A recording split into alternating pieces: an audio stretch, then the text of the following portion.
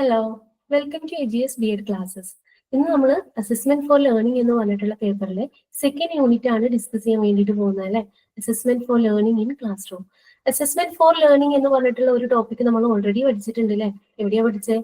First ചാപ്റ്ററിൽ Rolls of assessment എന്ന് പറഞ്ഞിട്ടുള്ള പാർട്ടിൽ നമ്മൾ പഠിച്ചിട്ടുണ്ട് അല്ലെ. Assessment for learning, assessment as learning, assessment of learning. ആ ഒരു സമയത്ത് നമ്മൾ പറഞ്ഞിട്ടുണ്ടായിരുന്നു assessment for learning four formative, അങ്ങനെ ഓർത്ത് വെച്ചാൽ മതി എന്ന് പറഞ്ഞിട്ടുണ്ടായിരുന്നു അല്ലെ. അതായത് അസസ്മെന്റ് ഫോർ ലേണിംഗ് എന്ന് പറഞ്ഞാൽ മെയിൻ ആയിട്ട് വരുന്നത് എന്താ? ഫോർമേറ്റീവ് അസസ്മെന്റ് എന്നുള്ള ആ ഒരു പാർട്ടാണ് വരുന്നത് അല്ലെ. ഫോർമേറ്റീവ് അസസ്മെന്റ് എന്ന് പറഞ്ഞിട്ടുണ്ടെങ്കിൽ എന്താ? നമ്മളൊരു ക്ലാസ് എടുത്തുകൊണ്ടിരിക്കുന്ന സമയത്ത് തന്നെ നമ്മൾ അസസ്മെന്റ് നടത്തുക, അതിനെയാണ് ഫോർമേറ്റീവ് അസസ്മെന്റ് എന്ന് പറയാ അല്ലെ. അപ്പൊ ഫോർമേറ്റീവ് അസസ്മെന്റ് എന്ന് പറഞ്ഞാൽ നമ്മളൊരു ക്ലാസ് എടുക്കുന്ന സമയത്ത് നടത്തുന്ന അസസ്മെന്റ് അല്ലെ.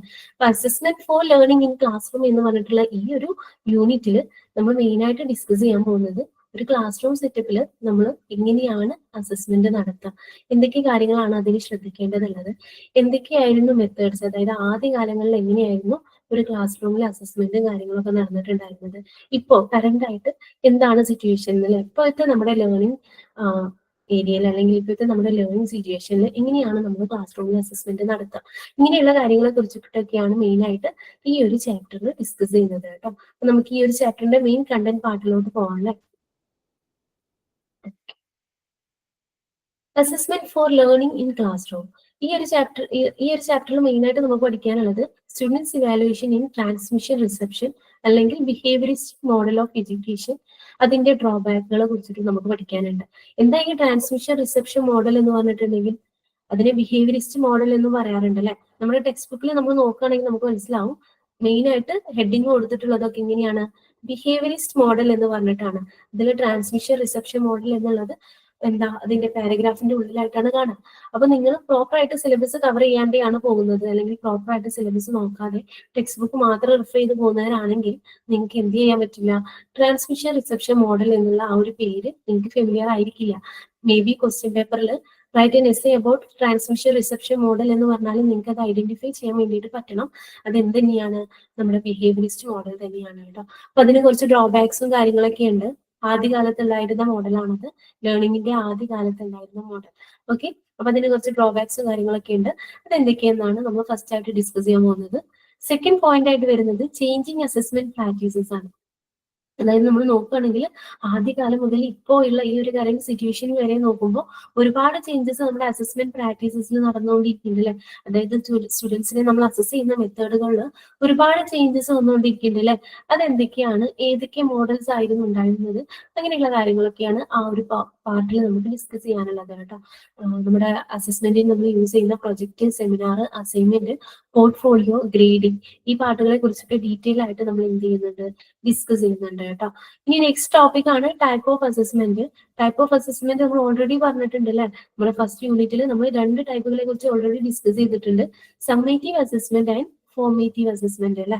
സമ്മേറ്റീവ് അസസ്മെന്റ്, ഫോർമേറ്റീവ് അസസ്മെന്റ് പറഞ്ഞ സമയത്ത് ഞാൻ പറഞ്ഞിട്ടുണ്ടായിരുന്നു ഈ രണ്ട് ടൈപ്പുകൾ മാത്രമല്ല കുറച്ചധികം ടൈപ്പ് കൂടെ എന്തുണ്ട് അസസ്മെന്റിലുണ്ട്. അത് നമ്മൾ സെക്കൻഡ് ചാപ്റ്ററിൽ ഡിസ്കസ് ചെയ്യുമെന്ന് പറഞ്ഞിട്ടുണ്ടായിരുന്നു അല്ലെ. ഈ ഒരു ചാപ്റ്ററിൽ നമ്മൾ ഡിസ്കസ് ചെയ്യുന്നത് കുറച്ചധികം ടൈപ്സുകളെ കുറിച്ച് ഡിസ്കസ് ചെയ്യുന്നുണ്ട് കേട്ടോ. Practice based assessment, evidence based assessment, performance based assessment, examination based assessment. ഈ ടൈപ്സ് ഓഫ് അസസ്മെന്റുകളെ കുറിച്ചിട്ടൊക്കെ നമ്മൾ ഈ ഒരു ചാപ്റ്ററിൽ പ്രോപ്പർ ആയിട്ട് ഡിസ്കസ് ചെയ്യുന്നുണ്ട്. ലാസ്റ്റ് ടോപ്പിക് ഈ ഒരു ചാപ്റ്ററിൽ വരുന്നതാണ് പ്രാക്ടീസസ് ഓഫ് അസസ്മെന്റ്. എന്തൊക്കെയാണ് അസസ്മെന്റിൽ വരുന്ന പ്രാക്ടീസസുകൾ, ഏതൊക്കെയാ? ഡയലോഗ് ത്രൂ ഉണ്ട് അല്ലെ, ഫീഡ്ബാക്ക് ത്രൂ മാർക്കിംഗ് ഉണ്ട്, peer and self assessment, formative use of summative test. ഇത്രയും പ്രാക്ടീസസ് ആണ് നമ്മൾ അസസ്മെന്റിൽ വരുന്നത്. അതൊക്കെ എന്തൊക്കെയാണെന്നുള്ള കാര്യങ്ങളൊക്കെ ഡീറ്റെയിൽ ആയിട്ട് എന്ത് ചെയ്യുന്നുണ്ട്, പറയുന്നുണ്ട്. അപ്പൊ ഇത്രയും കണ്ടന്റുകളിലൂടെയാണ് ഈ ഒരു സെക്കൻഡ് ചാപ്റ്റർ നമുക്ക് പഠിക്കാനുള്ളത്. ഓക്കെ, നമുക്ക് ചാപ്റ്ററിലോട്ട് പോവാം അല്ലെ. Transmission reception model of behaviourist model. എന്താ ട്രാൻസ്മിഷൻ റിസപ്ഷൻ മോഡൽ അല്ലെങ്കിൽ ബിഹേവിയറിസ്റ്റ് മോഡൽ എന്ന് പറഞ്ഞിട്ടുണ്ടെങ്കിൽ, ബിഹേവിയറിസ്റ്റ് മോഡലിന് അനുസരിച്ച് നോക്കുകയാണെങ്കിൽ learning is nothing but expressing appropriate behaviour in response to the information received from the environment. അങ്ങനെ പറഞ്ഞിട്ടുണ്ടെങ്കിൽ എന്താ, നമ്മുടെ സറൗണ്ടിങ്സിൽ നിന്ന് നമ്മൾ റിസീവ് ചെയ്തിട്ടുള്ള ബേസ് ചെയ്തിട്ട് നമ്മൾ എങ്ങനെയാണോ അതിന് റെസ്പോണ്ട് ചെയ്യുന്നത്, ആ റെസ്പോണ്ട് ചെയ്യുന്ന ബിഹേവിയറിനെ ബേസ് ചെയ്തിട്ടാണ് നമ്മുടെ ലേണിംഗ് നടക്കുന്നത് എന്നാണ് പറയുന്നത്. അതായത് ബിഹേവിയറിസ്റ്റ് മോഡലിൽ ലേണിംഗ് എന്ന് പറഞ്ഞിട്ടുണ്ടെങ്കിൽ nothing but behaviour expressed in response to the information we are receiving. Okay, അപ്പൊ അങ്ങനെ പറഞ്ഞിട്ടുണ്ടെങ്കിൽ എന്താ, പ്രോപ്പർ ആയിട്ട് ഒന്നും കൂടെ നമുക്ക് മനസ്സിലാക്കേണ്ടതുണ്ട് അല്ലെ. അപ്പൊ നമുക്ക് അടുത്ത നെയിം നോക്കാം. ബിഹേവിയറിസ്റ്റ് മോഡൽ തന്നെ വേറൊരു പേരും കൂടി ഉണ്ട് അല്ലെ, transmission reception model. Transmission reception model എന്നുള്ള ആ ഒരു നെയിം എങ്ങനെയാ വന്നത്? ബിഹേവിയറിസ്റ്റ് മോഡൽ എന്ന് പറഞ്ഞിട്ടുണ്ടെങ്കിൽ നമ്മൾ ആദ്യകാലത്ത് നമ്മൾ പണ്ടുള്ള പഠന രീതിയാണത്. ഓക്കെ, പണ്ടൊക്കെ എങ്ങനെയായിരുന്നു ഒരു ക്ലാസ് റൂം സെറ്റപ്പ് എന്ന് പറഞ്ഞിട്ടുണ്ടെങ്കിൽ ഒരു ടീച്ചർ ഉണ്ടായിരിക്കും അല്ലെ. ടീച്ചർ എന്ത് ചെയ്യും, പ്രോപ്പർ ആയിട്ടുള്ള കണ്ടന്റും കാര്യങ്ങളൊക്കെ ടീച്ചറിന്റെ ലേണിംഗ് എക്സ്പീരിയൻസിൽ നിന്നും ടീച്ചർ ഗ്യാദർ ചെയ്തിട്ടുള്ള കുറച്ച് ഇൻഫർമേഷനിൽ നിന്നൊക്കെ കുറച്ച് നോളജ് ഉണ്ടാക്കി വന്നിട്ടുണ്ടായിരിക്കും. ആ ഇൻഫർമേഷൻസ് എന്ത് ചെയ്യും, ക്ലാസ്സിൽ ഡെലിവർ ചെയ്യില്ല. സ്റ്റുഡൻസ് എന്ത് ചെയ്യും, ടീച്ചർ പറയുന്ന കാര്യങ്ങളൊക്കെ പ്രോപ്പർ ആയിട്ട് കേൾക്കും. എന്നിട്ട് എന്ത് ചെയ്യും, അവരത് അതുപോലെ മനപ്പാടാക്കി എടുക്കും അല്ലെ. ഓക്കെ, അതായിരുന്നു പണ്ടത്തെ കാലത്ത് നടന്നത് അല്ലേ. അത് തന്നെയാണ് ഈ ട്രാൻസ്മിഷൻ റിസപ്ഷൻ മോഡൽ എന്ന് പറഞ്ഞാൽ. ടീച്ചർ എന്താണോ ട്രാൻസ്മിറ്റ് ചെയ്യുന്നത് അത് സ്റ്റുഡൻസ് എന്ത് ചെയ്യാണ്, റിസീവ് ചെയ്യാണ്. അതുകൊണ്ടാണ് അതിന് ട്രാൻസ്മിഷൻ റിസപ്ഷൻ മോഡൽ എന്നുള്ള ഒരു നെയിം വന്നത് കേട്ടോ. അതായത് ടീച്ചർ ട്രാൻസ്മിറ്റ് ചെയ്യുന്ന കാര്യം അതുപോലെ തന്നെ സ്റ്റുഡൻസ് എന്ത് ചെയ്യാണ്, റിസീവ് ചെയ്യാണ്. അവരെന്ത് ചെയ്യുന്നില്ല, ഞാൻ എന്ത് കാര്യം ഇപ്പൊ പഠിച്ചത് എന്നോ അതിനെ വേറെ രീതിക്ക് വാലുവേറ്റ് ചെയ്യാനോ അല്ലെങ്കിൽ അതിൽ നിന്ന് എന്തെങ്കിലും ഒരു കാര്യം പ്രൊഡ്യൂസ് ചെയ്യാൻ പറ്റാം എന്നുള്ളത് ചിന്തിക്കുന്നൊന്നുമില്ല. എന്താണോ ടീച്ചർ പറഞ്ഞിട്ടുള്ളത് അത് അവര് അതുപോലെ തന്നെ ബൈഹാർട്ട് ചെയ്യാണ് ചെയ്യാം. ഓക്കെ, അതായത് പ്രോപ്പർ ആയിട്ട് പറയുകയാണെങ്കിൽ ലെക്ചർ മെത്തേഡില് ടീച്ചർ കാര്യം എടുത്ത് കൊടുക്കുന്നു, കുട്ടികൾ അത് പഠിക്കുന്നു. അവരതിന്റെ അപ്പുറത്തോട്ടോ ഇപ്പുറത്തോട്ടോ അല്ലെങ്കിൽ അതിന്റെ അപ്ലിക്കേഷൻസിനെ കുറിച്ചിട്ടൊന്നും അവരെന്ത് ചെയ്യുന്നില്ല, ബോധേടണ്ട. ഓക്കെ, അതുകൊണ്ട് തന്നെ നമുക്ക് എന്താ പറയാ, ട്രാൻസ്മിഷൻ റിസപ്ഷൻ മോഡൽ എന്ന് പറഞ്ഞിട്ടുണ്ടെങ്കിൽ പ്യൂർലി ഒരു teacher centred model of education ആണെന്ന് പറയാം അല്ലെ. അവിടെ ഡയറക്റ്റ് ഇൻസ്ട്രക്ഷൻസ് ഒക്കെ ആരാണ്, ടീച്ചറാണ് കൊടുക്കുന്നത് അല്ലെ. ടീച്ചർ മെയിൻ ആയിട്ട് എന്താണ് ഫോക്കസ് ചെയ്യുന്നത്, ലെക്ചറിങ് മെത്തേഡ് ആണ് ഫോക്കസ് ചെയ്യുന്നത് അല്ലെ. സ്റ്റുഡൻസിന് അവിടെ എന്തെങ്കിലും റോൾ ഉണ്ടോ, സ്റ്റുഡൻസ് ആക്റ്റീവ് ആയിട്ട് പാർട്ടിസിപ്പേറ്റ് ചെയ്യുന്നുണ്ടോ, ഇല്ല അല്ലെ. സ്റ്റുഡൻസ് എന്താണ് അവിടെ ഒരു പാസീവ് മെമ്പർ ആയിട്ടാണ് അവിടെ ലൊക്കേറ്റ് ചെയ്ത് കിടക്കുന്നത് അല്ലെ.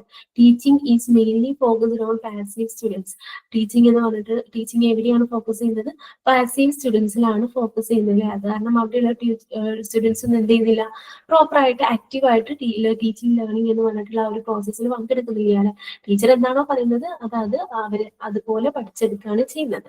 Okay, learning is considered as simply remembering and restating what is taught. ഈ ഒരു മോഡൽ നമ്മൾ കൺസിഡർ ചെയ്യുകയാണെങ്കിൽ ലേണിംഗ് എന്ന് പറഞ്ഞിട്ടുണ്ടെങ്കിൽ എന്താ, അത് സിമ്പിൾ ആയിട്ട് നോക്കുകയാണെങ്കിൽ അത് റിമെമ്പറിംഗ് ആണ് അല്ലെ, അല്ലെങ്കിൽ റീസ്റ്റേറ്റിംഗ് വാട്ട് ഈസ് തോട്ട്. അവർക്ക് പഠിപ്പിച്ചു കൊടുത്തിട്ടുള്ള കാര്യം അവരെന്ത് ചെയ്യുക, ഓർത്തെടുക്കുക, അത് അതുപോലെ എന്ത് ചെയ്യുക, മനപ്പാടാക്കുക. ആ ഒരു പ്രോസസ്സിനെയാണ് ട്രാൻസ്മിഷൻ റിസപ്ഷൻ മോഡലിൽ നമ്മൾ ലേണിംഗ് എന്ന് പറയാം അല്ലെ. The role of teacher is to supply the body of knowledge in a predetermined order and the students are only the receiver അല്ലെ. ടീച്ചറിന്റെ റോൾ എന്താ, പ്രീ ഡിറ്റർമിൻഡ് ഓർഡറിൽ, അതായത് ഓൾറെഡി ഡിറ്റർമിൻ ചെയ്തിട്ടുള്ള ഓർഡറിൽ ഈ കുറച്ച് ഇൻഫർമേഷൻസ് ഒമിറ്റ് ചെയ്യുക എന്നുള്ളതാണ് ടീച്ചേഴ്സിന്റെ റോളിൽ. അവർക്ക് എന്തില്ല, സ്റ്റുഡൻസ് എന്ത് ചെയ്യും, അത് അതുപോലെ റിസീവ് ചെയ്യും. അതിനെന്ത് ചെയ്യുന്നില്ല, അതിന്റെ ആപ്ലിക്കേഷൻ ലെവലോ അല്ലെങ്കിൽ അതിന്റെ എന്താ നമ്മുടെ ഡെയിലി ലൈഫിലുള്ള അതിന്റെ ആപ്ലിക്കേഷൻസിനെ കുറിച്ചിട്ടൊന്നും അവർ ബോധേടല്ല അല്ലെ. അല്ലെങ്കിൽ ഇത് എവിടെയൊക്കെ നമുക്ക് യൂസ് ചെയ്യാം എന്നുള്ള കാര്യത്തിനെ കുറിച്ച് പോലും അവർ ബോധേടല്ല. എന്താണോ അവർക്ക് കിട്ടുന്ന കണ്ടന്റ് പാർട്ട് അത് അതുപോലെ അവർ എന്ത് ചെയ്യാണ്, റിമെമ്പർ ചെയ്യാണ്, അതുപോലെ റീസ്റ്റേറ്റ് ചെയ്യാണ് ചെയ്യുന്നത്. No place for higher order cognitive abilities അല്ലെ. നമ്മുടെ higher order cognitive abilities, higher order cognitive എബിലിറ്റീസിൽ ഏതൊക്കെയാ വരിക, നോയിങ്, അണ്ടർസ്റ്റാൻഡിങ്, ആപ്ലിക്കേഷൻ, അങ്ങനെയുള്ള ഹയർ ഓർഡർ കോഗ്നിറ്റീവ് എബിലിറ്റീസ് ഒന്നും എന്ത് ചെയ്യുന്നില്ല, ഇവിടെ ഡെവലപ്പ് ചെയ്യുന്നില്ല അല്ലെ. അതുകൊണ്ട് തന്നെ അതിന് ഈ ഒരു ട്രാൻസ്മിഷൻ റിസപ്ഷൻ മോഡലിൽ വലിയ റോൾ ഒന്നും ഇല്ല. നെക്സ്റ്റ് നമ്മൾ ഡിസ്കസ് ചെയ്യാൻ പോകുന്നത് ഫീച്ചേഴ്സ് ആണ്. എന്തൊക്കെയാണ് ട്രാൻസ്മിഷൻ റിസപ്ഷൻ മോഡലിന്റെ ഫീച്ചേഴ്സ് ആയിട്ട് വരുന്നത് എന്നാണ് നോക്കുന്നത് കേട്ടോ. അതെന്താ, നമ്മൾ പറഞ്ഞില്ലേ, ഓൾറെഡി പറഞ്ഞത് എന്താണ്, ടീച്ചർ സെന്റേർഡ് എഡ്യൂക്കേഷൻ ആണ്. അതൊരു കണ്ടന്റ് ഓറിയന്റഡ് ആണ് അല്ലെ. അതായത് മെയിൻ ആയിട്ട് അവർ എന്ത് ചെയ്യാണ്, കണ്ടന്റ് എന്താണ് ടീച്ചർ മനസ്സിലാക്കിയിട്ടുള്ള കണ്ടന്റ് അത് എന്ത് ചെയ്യാണ്, സ്റ്റുഡൻസിന് അതുപോലെ ഡെലിവർ ചെയ്യാണ് ചെയ്യുന്നത് അല്ലെ. Learner as A receiver of knowledge and viewed as an empty vessel അല്ലെ. ഇവിടെ ലേണർ എന്ന് പറഞ്ഞിട്ടുണ്ടെങ്കിൽ എന്താ, റിസീവർ ആണ് അല്ലെ. ആൾക്ക് എന്തില്ല, പ്രോപ്പർ ആയിട്ട് ആക്ടിവിറ്റീസ് ഒന്നും ഇല്ല. ആള് വെറുതെ റിസീവ് ചെയ്യാന്നേ ഉള്ളൂ അല്ലെ. ടീച്ചർ എന്താണോ പറയുന്നത് അത് റിസീവ് ചെയ്യാന്ന് റോളെ അവർക്കൊന്നുമില്ല. അതുകൊണ്ട് തന്നെ അതെന്താണ്, ഒരു എംപ്റ്റി വെസലിനെ പോലെയാണ് അല്ലെ. പ്രത്യേകിച്ച് അവർക്ക് കൊഗ്നിറ്റീവ് ഡെവലപ്മെന്റോ അല്ലെങ്കിൽ കൊഗ്നിറ്റീവ് സ്കിൽസ് ഒന്നും ഡെവലപ്പ് ചെയ്യാത്തതുകൊണ്ട് തന്നെ അവരൊരു എംപ്റ്റി വെസൽ പോലെയാണ് ഈ ഒരു മോഡലിൽ കാണപ്പെടുന്നത് അല്ലെ. Rewards, punishment, reinforcement make learning effective. അന്നത്തെ കാലത്ത്, പണ്ട് കാലത്തൊക്കെ ടീച്ചേഴ്സ് എന്താ വിചാരിച്ചിരുന്നത്, കുട്ടികൾ പഠിക്കുന്നില്ലെങ്കിൽ നല്ലോണം തല്ല് കൊടുത്താൽ മതി, നല്ല രീതിക്ക് അവർ പഠിച്ചോളും അല്ലെ. അതായത് പണിഷ്മെന്റ് കൊടുത്താൽ മതി, അല്ലെങ്കിൽ അവരെ റീഇൻഫോഴ്സ് ചെയ്താൽ മതി, അല്ലെങ്കിൽ അവർക്ക് എന്തെങ്കിലും റിവാർഡ് കൊടുത്താൽ മതി. അത് മാത്രം ചെയ്താൽ മതി, ലേണിംഗ് എഫക്റ്റീവ് ആയിക്കോളും. അതായിരുന്നു പണ്ടത്തെ ഒരു കൺസെപ്റ്റ് അല്ലേ. പണ്ടൊക്കെ നമ്മളൊക്കെ നമ്മുടെ ചെറുപ്പകാലത്തൊക്കെ നല്ല തല്ല് കിട്ടിയിട്ട് തന്നെയാണ് നമ്മൾ പഠിച്ചല്ലേ. പക്ഷെ ഇപ്പോ എന്തില്ല, പണിഷ്മെന്റ് ഒക്കെ കുറച്ച് റെഡ്യൂസ് ചെയ്തിട്ടുണ്ട് അല്ലെ. അന്നത്തെ കാലത്ത് അങ്ങനെയായിരുന്നു, പഠിച്ചിട്ടില്ലെങ്കിൽ നല്ലോണം തല്ലിയാൽ മതി, കുട്ടികൾ പഠിച്ചോളും. അതായിരുന്നു എന്ത്, ലേണിംഗ് എഫക്റ്റീവ് ആയിട്ട് മേക്ക് ചെയ്യാനല്ല, അല്ലെങ്കിൽ എഫക്റ്റീവ് ലേണിങ്ങിന് അതാണ് ചെയ്യേണ്ടത് എന്നായിരുന്നു ഇന്ന് വന്നിട്ടുണ്ടായിരുന്നു പണ്ടത്തെ മോഡലിൽ ഉള്ളത് അല്ലെ. അതായത് അതുകൊണ്ട് തന്നെ ട്രാൻസ്മിഷൻ റിസപ്ഷൻ മോഡലിന്റെ മെയിൻ ആയിട്ടുള്ള ഒരു ഫീച്ചറാണ് എന്ത്, reward punishment reinforcement make learning effective എന്നുള്ളത്. Okay, learning is behaviour modification, learning is outcome is expressed in the form of students behaviour അല്ലെ. അതായത് ട്രാൻസ്മിഷൻ റിസപ്ഷൻ മോഡൽ അല്ലെങ്കിൽ ബിഹേവിയറിസ്റ്റിക് മോഡലിൽ ലേണിംഗ് എന്ന് പറഞ്ഞിട്ടുണ്ടെങ്കിൽ എന്താണ്, ലേണിംഗ് എന്ന് പറഞ്ഞിട്ടുണ്ടെങ്കിൽ ഒരു മോഡിഫിക്കേഷൻ ആണല്ലേ, ബിഹേവിയറിൽ വരുന്ന മോഡിഫിക്കേഷൻ, അല്ലെങ്കിൽ അവർക്ക് എന്താണോ പറഞ്ഞു കൊടുത്തത് അതിനനുസരിച്ച് എക്സ്പ്രസ് ചെയ്യുന്ന ലേണിംഗ് ഔട്ട്കംസ്, അതാണ് എന്ത് വരുന്നത്, സോറി, ലേണിംഗ് ഔട്ട്കംസ് എങ്ങനെയാണ് എക്സ്പ്രസ് ചെയ്യുന്നത്, സ്റ്റുഡൻസ് ബിഹേവിയറൽ മോഡിഫിക്കേഷൻ ആയിട്ടാണ് എന്ത് വരുന്നത്, ലേണിംഗ് ഔട്ട്കംസ് വരുന്നത് അല്ലെ. ഈ ഒരു മെയിൻലി ഈ ഒരു ടീച്ചർ സെന്റേഡ് മോഡൽ ആയിട്ടുള്ള ഈ ഒരു ട്രാൻസ്മിഷൻ റിസപ്ഷൻ മോഡലിൽ അല്ലെങ്കിൽ ബിഹേവിയറിസ്റ്റ് മോഡലിൽ പ്രൊഡക്റ്റിനായിരുന്നു ഇമ്പോർട്ടൻസ് കൊടുത്തിരുന്നത്. പ്രൊഡക്റ്റ് ഓഫ് ലേണിംഗ്, എന്താണ് ആള് പഠിച്ചു എന്നുള്ളതിനായിരുന്നു ഇമ്പോർട്ടൻസ് കൊടുത്തിരുന്നത്. എങ്ങനെയാണ് ആളത് പഠിച്ചത്, അത് പഠിച്ചതുമായി ആൾക്ക് എന്തൊക്കെ പാർട്ടുകളാണ് ഡെവലപ്പ് ആയിട്ടുള്ളത്, അത് ആള് പുതുതായിട്ട് എന്തെങ്കിലും കാര്യങ്ങൾ ഉണ്ടാക്കാൻ വേണ്ടി, അല്ലെങ്കിൽ എന്തെങ്കിലും ഒരു സംഭവം കണ്ടെത്താൻ വേണ്ടിയിട്ട് ആള് യൂസ് ചെയ്തിട്ടുണ്ടോ, അങ്ങനെയുള്ള കാര്യങ്ങളിലൊന്നും എന്തില്ല, ഇമ്പോർട്ടൻസ് ഉണ്ടായിരുന്നില്ല അല്ലെ. നമ്മൾ പഠിപ്പിച്ചു കൊടുക്കും, ലാസ്റ്റ് ഒരു എക്സാം വെക്കും, ആ എക്സാമിന് നല്ല മാർക്ക് വാങ്ങിയിട്ടുണ്ടോ, ആ മാർക്കാണ് എന്ത്, പ്രൊഡക്റ്റ് ഓഫ് ലേണിംഗ് ആയിട്ട് വരുന്നത് അല്ലെ. അല്ലാതെ ബാക്കിയുള്ള ഏരിയാസിൽ എന്തെങ്കിലും ഡെവലപ്മെന്റ് വന്നിട്ടുണ്ടോ, അങ്ങനെയുള്ള കാര്യങ്ങളൊന്നും എന്ത് ചെയ്യുന്നില്ല, ഇമ്പോർട്ടൻസ് ഇല്ല അല്ലെ. അതായത് കുട്ടിയുടെ ഒരു ഡൊമൈനെ മാത്രമേ എന്ത് ചെയ്തിട്ടുള്ളൂ, കൺസിഡർ ചെയ്തിട്ടുണ്ടായിരുന്നുള്ളൂ അല്ലെ. ആളുടെ മെന്റൽ അല്ലെങ്കിൽ മോറൽ അല്ലെങ്കിൽ സോഷ്യൽ ഡൊമൈനുകൾക്കൊന്നും എന്തില്ല, വലിയ ഇമ്പോർട്ടൻസ് ഉണ്ടായിരുന്നില്ല ഈ ഒരു പാർട്ടിൽ. ഓക്കെ, അതായത് മെയിൻ ആയിട്ട് എത്ര പഠിച്ചു, എത്ര മാർക്ക് വാങ്ങി, അതിന് മാത്രമായിരുന്നു ഇമ്പോർട്ടൻസ് കൊടുത്തിരുന്നത് അല്ലെ. ആ കുട്ടിക്ക് എന്തെങ്കിലും മോറൽ ഡെവലപ്മെന്റ് വന്നിട്ടുണ്ടോ, അല്ലെങ്കിൽ മെന്റലി ആള് കുറച്ചുകൂടെ ഇമ്പ്രൂവ് ആയിട്ടുണ്ടോ, അല്ലെങ്കിൽ ആള് സൊസൈറ്റി ആയിട്ട് കുറച്ചുകൂടെ നല്ല രീതിക്ക് ബിഹേവ് ചെയ്യുന്നുണ്ടോ, അങ്ങനെയുള്ള കാര്യങ്ങൾക്കൊന്നും ഇതില്ല, ബിഹേവിയറിസ്റ്റ് മോഡലിൽ ഒരു റോൾ ഉണ്ടായിരുന്നില്ല അല്ലെ. ഇവിടെ ടീച്ചറിന്റെ റോൾ എന്താ, ഒരു ട്രെയിനർ പോലെയാണ് ടീച്ചർ ആക്ട് ചെയ്തിരുന്നത് അല്ലെ. അതായത് മെയിൻലി ടീച്ചർ സെന്റേർഡ് എഡ്യൂക്കേഷൻ ആണ് ബിഹേവിയറിസ്റ്റിക് മോഡലിൽ വരുന്നത് അല്ലെ. നെക്സ്റ്റ് വരുന്നത് foundation of behaviouristic theory of learning. Okay, ഈ ഒരു പാർട്ടില് foundation of behaviouristic theory of learning എന്ന് പറഞ്ഞിട്ടുണ്ടെങ്കിൽ എന്താ, വൺ സെക്കൻഡ്,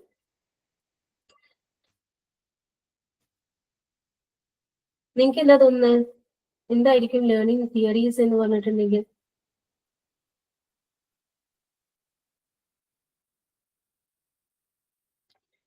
നിങ്ങൾക്ക് എന്തെങ്കിലും ഒപ്പീനിയൻ ഉണ്ടോ?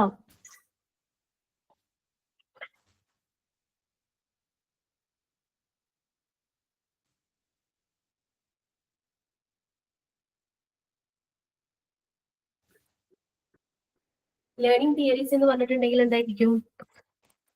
ബിഹേവിയറിസ്റ്റ് മോഡലില് ലേണിംഗ് തിയറീസ് എന്ന് പറഞ്ഞിട്ടുണ്ടെങ്കിൽ എന്താണ്,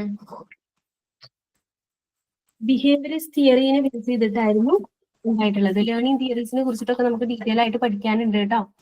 ഫസ്റ്റ് സെമിസ്റ്ററിൽ നിങ്ങൾ കുറച്ചൊക്കെ ലേണിംഗ് തിയറീസ് പഠിച്ചിട്ടുണ്ടെന്നാണ് എൻ്റെ ഒരു ഓർമ്മ. ഇനി സെക്കൻഡ് സെമിസ്റ്ററിലും നമ്മൾ എന്ത് ചെയ്യുന്നുണ്ട്, അതിന്റെ പാർട്ടുകളൊക്കെ നമ്മൾ ഡിസ്കസ് ചെയ്യുന്നുണ്ട് കേട്ടോ. ഓക്കെ,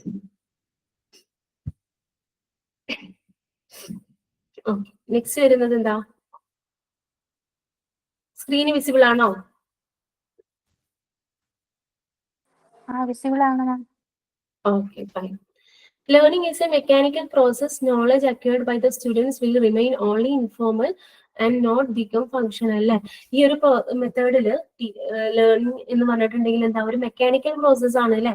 അതിൽ മെയിൻ ആയിട്ട് എന്ത് നടക്കുന്നില്ല, വേറെ എബിലിറ്റീസോ കാര്യങ്ങളോ ഒന്നും നടക്കുന്നില്ല അല്ലെ, അല്ലെങ്കിൽ വേറെ പ്രത്യേകിച്ച് കാര്യങ്ങളൊന്നും നടക്കുന്നില്ല. അതായത് കുട്ടി പഠിച്ചോ, കുട്ടി മനസ്സിലായോ, അത് മാത്രമാണ് ഇതിൽ കൺസിഡർ ചെയ്യുന്നത് അല്ലെ. അതുകൊണ്ട് തന്നെ അതൊരു മെക്കാനിക്കൽ പ്രോസസ് ആണ്. ടീച്ചർ പഠിപ്പിച്ചു കൊടുക്കുന്നു, കുട്ടി അത് ക്യാച്ച് ചെയ്യുന്നു, കുട്ടി അത് എന്ത് ചെയ്യുന്നു, ബൈ ഹാർട്ട് ചെയ്യുന്നു, അങ്ങനെയുള്ള ഒരു മെക്കാനിക്കൽ പ്രോസസ് ആണ് അല്ലെ. ഇതിൽ അക്വയർ ചെയ്യുന്ന നോളജ് എന്ന് പറഞ്ഞിട്ടുണ്ടെങ്കിൽ എന്താ, അതൊരു ഇൻഫോർമേഷൻ അല്ലേ. അതായത് ഇതൊരു തിയറി പോലെ അവിടെ മൈൻഡിലേക്ക് എടുക്കുന്നേ ഉള്ളൂ, അല്ലാതെ അത് എന്ത് ചെയ്യുന്നില്ല, പ്രാക്ടിക്കൽ യൂസിലൊന്നും യൂസ് ചെയ്യുന്നില്ല അല്ലെ. അതൊരു ഫങ്ഷണൽ ആയിട്ട് മാറുന്നില്ല, അതൊരു ഇൻഫോർമേഷണലായിട്ട് അവിടെ കിടക്കുകയാണ് ചെയ്യുന്നത് അല്ലെ. ഇത്രയും ഫീച്ചേഴ്സ് ആണ് എന്തിന് വരുന്നത്, ട്രാൻസ്മിഷൻ റിസപ്ഷൻ മോഡലിൽ വരുന്നത് കേട്ടോ. ഇനി അതുകൊണ്ട് തന്നെ ട്രാൻസ്മിഷൻ റിസപ്ഷൻ മോഡലിൽ ഒരുപാട് ഡ്രോബാക്സ് ഉണ്ടായിരിക്കും അല്ലെ. നിങ്ങൾക്ക് തന്നെ മനസ്സിലായിട്ടുണ്ടാവും, എന്താ, പ്യുവർലി ടീച്ചർ സെന്റർഡ് ആണ്. അതുകൊണ്ട് തന്നെ എന്തായിരിക്കും, അക്കാദമിക് അച്ചീവ്മെന്റ്സിന് മാത്രമാണ് ഇമ്പോർട്ടൻസ് കൊടുത്തിരുന്നത് അല്ല, അല്ലാതെ കുട്ടിയുടെ മോറൽ ഡെവലപ്മെന്റിനോ അല്ലെങ്കിൽ സോഷ്യലി എന്തെങ്കിലും സ്കിൽസ് അച്ചീവ് ചെയ്തിട്ടുണ്ടോ അങ്ങനെയുള്ള കാര്യങ്ങൾക്കൊന്നും ഇമ്പോർട്ടൻസ് ഉണ്ടായിരുന്നില്ല. Importance is given to academic achievement അല്ലെ, അത് അതിന്റെ ഒരു ഡ്രോബാക്ക് ആണ്. പിന്നെന്താ, ഇമ്പോർട്ടൻസ് ടു പ്രൊഡക്റ്റ് ആസ്പെക്ട് ആണ് അല്ലെ. എന്താണ് പ്രൊഡക്റ്റ് കിട്ടിയത്, എത്ര മാർക്കാണ് അവർക്ക് കിട്ടിയിട്ടുള്ളത്, ആ ഒരു കാര്യത്തിന് മാത്രമായിരുന്നു ഇമ്പോർട്ടൻസ് കൊടുത്തിരുന്നത് അല്ലെ. Emphasis is given to summative assessment അല്ലെ. ഇതിന് മെയിൻ ആയിട്ട് സമ്മേറ്റീവ് അസസ്മെന്റിനാണ് ഇമ്പോർട്ടൻസ് കൊടുത്തിരുന്നത് അല്ലെ. സമ്മേറ്റീവ് അസസ്മെന്റ് എന്ന് പറഞ്ഞിട്ടുണ്ടെങ്കിൽ എന്തായിരുന്നു, ഒരു ഇയറിന്റെ അവസാനത്തിൽ നടത്തുന്ന അസസ്മെന്റ് അല്ലെ. ചിലപ്പോൾ ആ ഒരു അസസ്മെന്റിൽ കുട്ടിക്ക് പ്രോപ്പറായിട്ട് എന്ത് ചെയ്യാൻ പറ്റിക്കോളണം എന്നില്ല, പ്രോപ്പറായിട്ട് പാർട്ടിസിപ്പേറ്റ് ചെയ്യാൻ വേണ്ടിയിട്ട് പ്രോപ്പറായിട്ട് ആൾ ഉദ്ദേശിച്ച ലെവലിൽ ആൾക്ക് പാർട്ടിസിപ്പേറ്റ് ചെയ്യാൻ പറ്റിക്കോളണം എന്നില്ല അല്ലെ. പക്ഷെ നമ്മൾ ആ ഒരു സമ്മേറ്റീവ് അസസ്മെന്റിൽ എന്ത് മാർക്കാണോ കിട്ടിയത് അല്ലെങ്കിൽ എന്താണോ നമുക്ക് മനസ്സിലാക്കിയത്, അതായിരിക്കും ആ ഒരു സ്റ്റുഡന്റിനെ കുറിച്ചിട്ട് നമ്മൾ കൺസിഡർ ചെയ്യാം അല്ലെ. അതുകൊണ്ട് തന്നെ കുട്ടിയുടെ പ്രോപ്പർ ആയിട്ടുള്ള ഒരു ലെവൽ നമുക്ക് മനസ്സിലാക്കാൻ ഈ ഒരു മെത്തേഡ്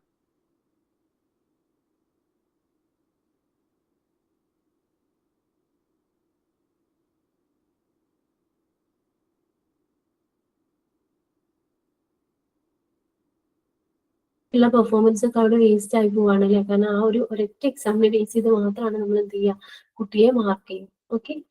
ഇനി importance to low level cognitive ഏരിയാസിന് ഈ ഒരു ടീച്ചർ സെന്റേർഡ് മോഡൽ ആയിട്ടുള്ള ട്രാൻസ്മിഷൻ റിസപ്ഷൻ മോഡൽ എന്താണ്, ലോ ലെവൽ കോഗ്നിറ്റീവ് ഏരിയാസിനായിരുന്നു ഇമ്പോർട്ടൻസ് കൊടുത്തിരുന്നത് അല്ലെ. അതായത് കുട്ടി എത്രത്തോളം പഠിച്ചു, റിമെമ്പറിങ് ആൻഡ് റീകോളിങ്, അതിന് മാത്രമാണ് എന്ത് ചെയ്തിട്ടുണ്ടായിരുന്നത്, ഇമ്പോർട്ടൻസ് കൊടുത്തിരുന്നത് അല്ലെ. ഹയർ ലെവൽ ആയിട്ടുള്ള കോഗ്നിറ്റീവ് എബിലിറ്റീസിനൊന്നും എന്തില്ല, ഇവിടെ ഇമ്പോർട്ടന്റ് ഉണ്ടായിരുന്നില്ല. Okay. Mental process of learner are not considered അല്ലെ. കുട്ടി എങ്ങനെ പഠിച്ചു എന്നുള്ളതിന് എന്ത് ചെയ്യുന്നില്ല, അല്ലെങ്കിൽ കുട്ടി എത്ര ഡെവലപ്മെന്റ് വന്നിട്ടുണ്ട് എന്നുള്ളതിനെ കുറിച്ചിട്ടൊന്നും എന്തല്ല ഈ ഒരു മോഡലിൽ ബോധേഡ് അല്ല അല്ല. എന്താണ് കുട്ടി പഠിച്ചത്, അത് എത്രത്തോളം പഠിച്ചിട്ടുണ്ട്, അങ്ങനെ മാത്രമേ എന്ത് ചെയ്യുന്നുള്ളൂ, ഈ ഒരു മോഡലിൽ കൺസിഡർ ചെയ്യുന്നുള്ളൂ അല്ലെ. Higher level cognitive process cannot be sufficiently evaluated അല്ലെ. കോഗ്നിറ്റീവ് പ്രോസസ്സിന്റെ തന്നെ ഹയർ ലെവൽ ആയിട്ടുള്ള അപ്ലിക്കേഷൻ, സിന്തസിസ് അങ്ങനെയുള്ള പോലെയുള്ള ലെവലുകളൊന്നും എന്ത് ചെയ്യുന്നില്ല, ഈ ഒരു മെത്തേഡിൽ പ്രോപ്പർ ആയിട്ട് ഇവാലുവേറ്റ് ചെയ്യുന്നില്ല അല്ലെ. It is A teacher structure, teacher directed method ഇല്ല, അതൊരു പ്യുവർലി ടീച്ചർ സെന്റേർഡ് മെത്തേഡാണ്. അതുകൊണ്ട് തന്നെ എന്തെല്ലാം സ്റ്റുഡൻസ് ഒക്കെ ഒരു പാസീവ് മെമ്പേഴ്സ് ആയിട്ടാണ് അവിടെ നിൽക്കുന്നത്. ഇത് എൻഹാൻസസ് റോഡ് ലേണിംഗ്, അതെന്താ, ഒരു പൊള്ളയായിട്ടുള്ള ലേണിങ്ങിനെയാണ്, അതായത് എന്താ, ഒരു റോഡ് ലേണിംഗ് ആണ് അത് എന്ത് ചെയ്യുന്നത്, പ്രൊമോട്ട് ചെയ്യുന്നത്. അല്ലാതെ ആ ഫങ്ഷണൽ ആയിട്ടുള്ള ഒരു ലേണിങ്ങിനെ എന്ത് ചെയ്യുന്നില്ല, പ്രൊമോട്ട് ചെയ്യുന്നില്ല. Sometimes it distract confidence of learner അല്ലെ. അത് ചില സമയത്തൊക്കെ എന്ത് ചെയ്യും, കുട്ടികളുടെ കോൺഫിഡൻസ് റെഡ്യൂസ് ചെയ്യാനാണ് ഹെൽപ്ഫുൾ ആവുക അല്ലെ. അല്ലാതെ അതായത് കുട്ടികളുടെ കോൺഫിഡൻസ് കുറക്കാണ് ചെയ്യുക. ഓക്കെ. അതായത് എന്താണോ ടീച്ചർ പറഞ്ഞു കൊടുക്കുന്നത് അത് അതുപോലെ പഠിപ്പിച്ചെടുക്കണം. ഓക്കെ. ചിലപ്പോൾ ചില കുട്ടികൾക്ക് എന്തായിരിക്കും, അതിന് ഒപ്പോസ് ചെയ്യുന്ന ഒപ്പീനിയൻസ് ഉണ്ടായിരിക്കും, പക്ഷെ അതൊന്നും അവർക്ക് എന്ത് ചെയ്യാൻ പറ്റില്ല, എക്സ്പ്രസ് ചെയ്യാൻ പറ്റില്ല അല്ലെ. അല്ലെങ്കിൽ അവർ അതിനെക്കാട്ടിലും കൂടുതലായിട്ട് അറിയുന്ന കുട്ടികളായിരിക്കും, അല്ലെങ്കിൽ കൂടുതൽ ആപ്ലിക്കേഷൻ ലെവലുകളൊക്കെ അറിയുന്ന കുട്ടികളായിരിക്കും. പക്ഷെ അതിനൊന്നും നമ്മൾ എന്ത് കൊടുക്കുന്നില്ല, ഒരു ഇമ്പോർട്ടൻസ് കൊടുക്കാത്തതുകൊണ്ട് തന്നെ കുട്ടികളുടെ കോൺഫിഡൻസ് കുറയാൻ കാരണമാവും അല്ലെ. The product approach of assessment does not drive pupils for further learning. ഇത് എന്ത് ചെയ്യുന്നില്ല, പ്രൊഡക്റ്റ് അപ്രോച്ച് ഓഫ് അസസ്മെന്റ് ആണ്, അതായത് പ്രൊഡക്റ്റിനാണ് ഇമ്പോർട്ടൻസ് കൊടുക്കുന്നത്. അതുകൊണ്ട് തന്നെ കുട്ടികൾ പിന്നീട് എന്ത് പഠിക്കണം, അല്ലെങ്കിൽ പിന്നീട് അതിന് എന്തെങ്കിലും ആപ്ലിക്കേഷൻസ് ഉണ്ടോ അങ്ങനെയുള്ള കാര്യങ്ങളൊന്നും എന്ത് ചെയ്യുന്നില്ല, പ്രൊമോട്ട് ചെയ്യാത്ത ഒരു മെത്തേഡാണ് അല്ലെ. ഇത്രയും കാര്യങ്ങളാണ് ട്രാൻസ്മിഷൻ റിസപ്ഷൻ മോഡൽ ബിഹേവിയറിസ്റ്റ് അല്ലെങ്കിൽ ബിഹേവിയറിസ്റ്റ് മോഡലിൽ വരുന്ന ഡ്രോബാക്സുകൾ കേട്ടോ. പ്രോപ്പർ ആയിട്ട് ക്ലിയർ ആയിട്ട് മനസ്സിലായി എന്ന് വിചാരിക്കുന്നു. ഓക്കെ. ഇനി നമ്മൾ അടുത്തതായിട്ട് നോക്കാനുള്ളത് എന്താണ് അസസ്മെന്റ് എന്നുള്ളതാണ്. ഓൾറെഡി പറഞ്ഞിട്ടുള്ള കാര്യം നിങ്ങൾക്ക് ഒന്നുകൂടെ ഒന്ന് ഓർമ്മപ്പെടുത്തി തരാമെന്നേ ഉള്ളൂ കേട്ടോ. അസസ്മെന്റ് എന്ന് പറഞ്ഞിട്ടുണ്ടെങ്കിൽ എന്താ, ഓൾറെഡി പ്രീ ഡിറ്റർമിൻഡ് ആയിട്ടുള്ള കുറച്ച് ഇൻസ്ട്രക്ഷണൽ ഒബ്ജക്റ്റീവിനെ ബേസ് ചെയ്തുകൊണ്ട് ബ്ലൂം ടാക്സോണമിയുടെ ഹെൽപ്പോട് കൂടി, അല്ലെങ്കിൽ ബ്ലൂം ടാക്സോണമി കൺസിഡർ ചെയ്തുകൊണ്ട് നമ്മൾ ചെയ്യുന്നതിനെയാണ് അസസ്മെന്റ് എന്ന് പറയാം അല്ലെ. അതായത് അസസ്മെന്റ് നമ്മൾ യൂഷ്വലി ചെയ്യാറ് എങ്ങനെയാണ്, ബ്ലൂം ടാക്സോണമിയെ കുറിച്ചിട്ട് നിങ്ങൾ ഓൾറെഡി ഫസ്റ്റ് സെമ്മിൽ ഡീറ്റെയിൽ ആയിട്ട് പഠിച്ചിട്ടുണ്ട്. ഒരു എന്താ, ബ്ലൂം എന്ന് പറഞ്ഞിട്ടുള്ള സൈക്കോളജിസ്റ്റില് ആൾ എന്ത് ചെയ്തിട്ടുണ്ട്, ലേണിംഗ് അസസ്മെന്റിന് എന്ത് ചെയ്തിട്ടുണ്ട്, അല്ലെങ്കിൽ ലേണിംഗിന് എന്ത് ചെയ്തിട്ടുണ്ട്, ഇൻസ്ട്രക്ഷണൽ ഒബ്ജക്റ്റീവിനെ ബേസ് ചെയ്തുകൊണ്ട് കുറച്ചൊരു ടാക്സോണമിക്കൽ ഓർഡറിൽ അറേഞ്ച് ചെയ്തിട്ടുണ്ട് അല്ലെ. ഇതാണ് നമ്മുടെ ബ്ലൂം ടാക്സോണമി എന്ന് പറയാം. അത് പിന്നീട് എന്ത് ചെയ്തിട്ടുണ്ട്, റിവൈസ് ചെയ്തിട്ടുണ്ട് അല്ലെ. Revised Bloom taxonomy. അതിനെക്കുറിച്ചൊക്കെ നമ്മൾ ഫസ്റ്റ് സെമിസ്റ്ററിൽ ഡീറ്റെയിൽ ആയിട്ട് പഠിച്ചിട്ടുണ്ട്. അതിലെന്താ കുറച്ച് പ്രീ ഡിറ്റർമിൻഡ് ആയിട്ടുള്ള ഇൻസ്ട്രക്ഷണൽ ഒബ്ജക്റ്റീവ്സ് ഉണ്ടായിരിക്കും അല്ലെ. ആ ഒബ്ജക്റ്റീവിനെ ബേസ് ചെയ്തുകൊണ്ടാണ് നമ്മൾ എന്ത് ചെയ്യുക, അസസ്മെന്റ് ചെയ്യുക അല്ലെ.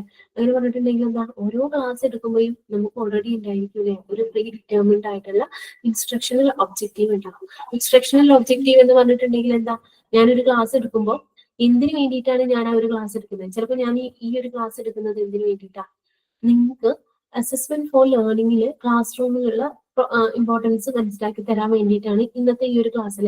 അതാണ് എന്റെ ഇൻസ്ട്രക്ഷണൽ ഒബ്ജക്റ്റീവ്സ്. അങ്ങനെയുള്ള കുറച്ച് പ്രീ ഡിറ്റർമിൻഡ് ആയിട്ടുള്ള ഇൻസ്ട്രക്ഷണൽ ഒബ്ജക്റ്റീവ്സിനെ ബേസ് ചെയ്തുകൊണ്ട് നമ്മൾ ബ്ലൂം ടാക്സോണമിയെ കൂടി കൺസിഡർ ചെയ്തുകൊണ്ട് ചെയ്യുന്നതിനെയാണ് അസസ്മെന്റ് എന്ന് പറയാം. The evidence for achievements are learners' ability to demonstrate and replicate the knowledge back to the teacher.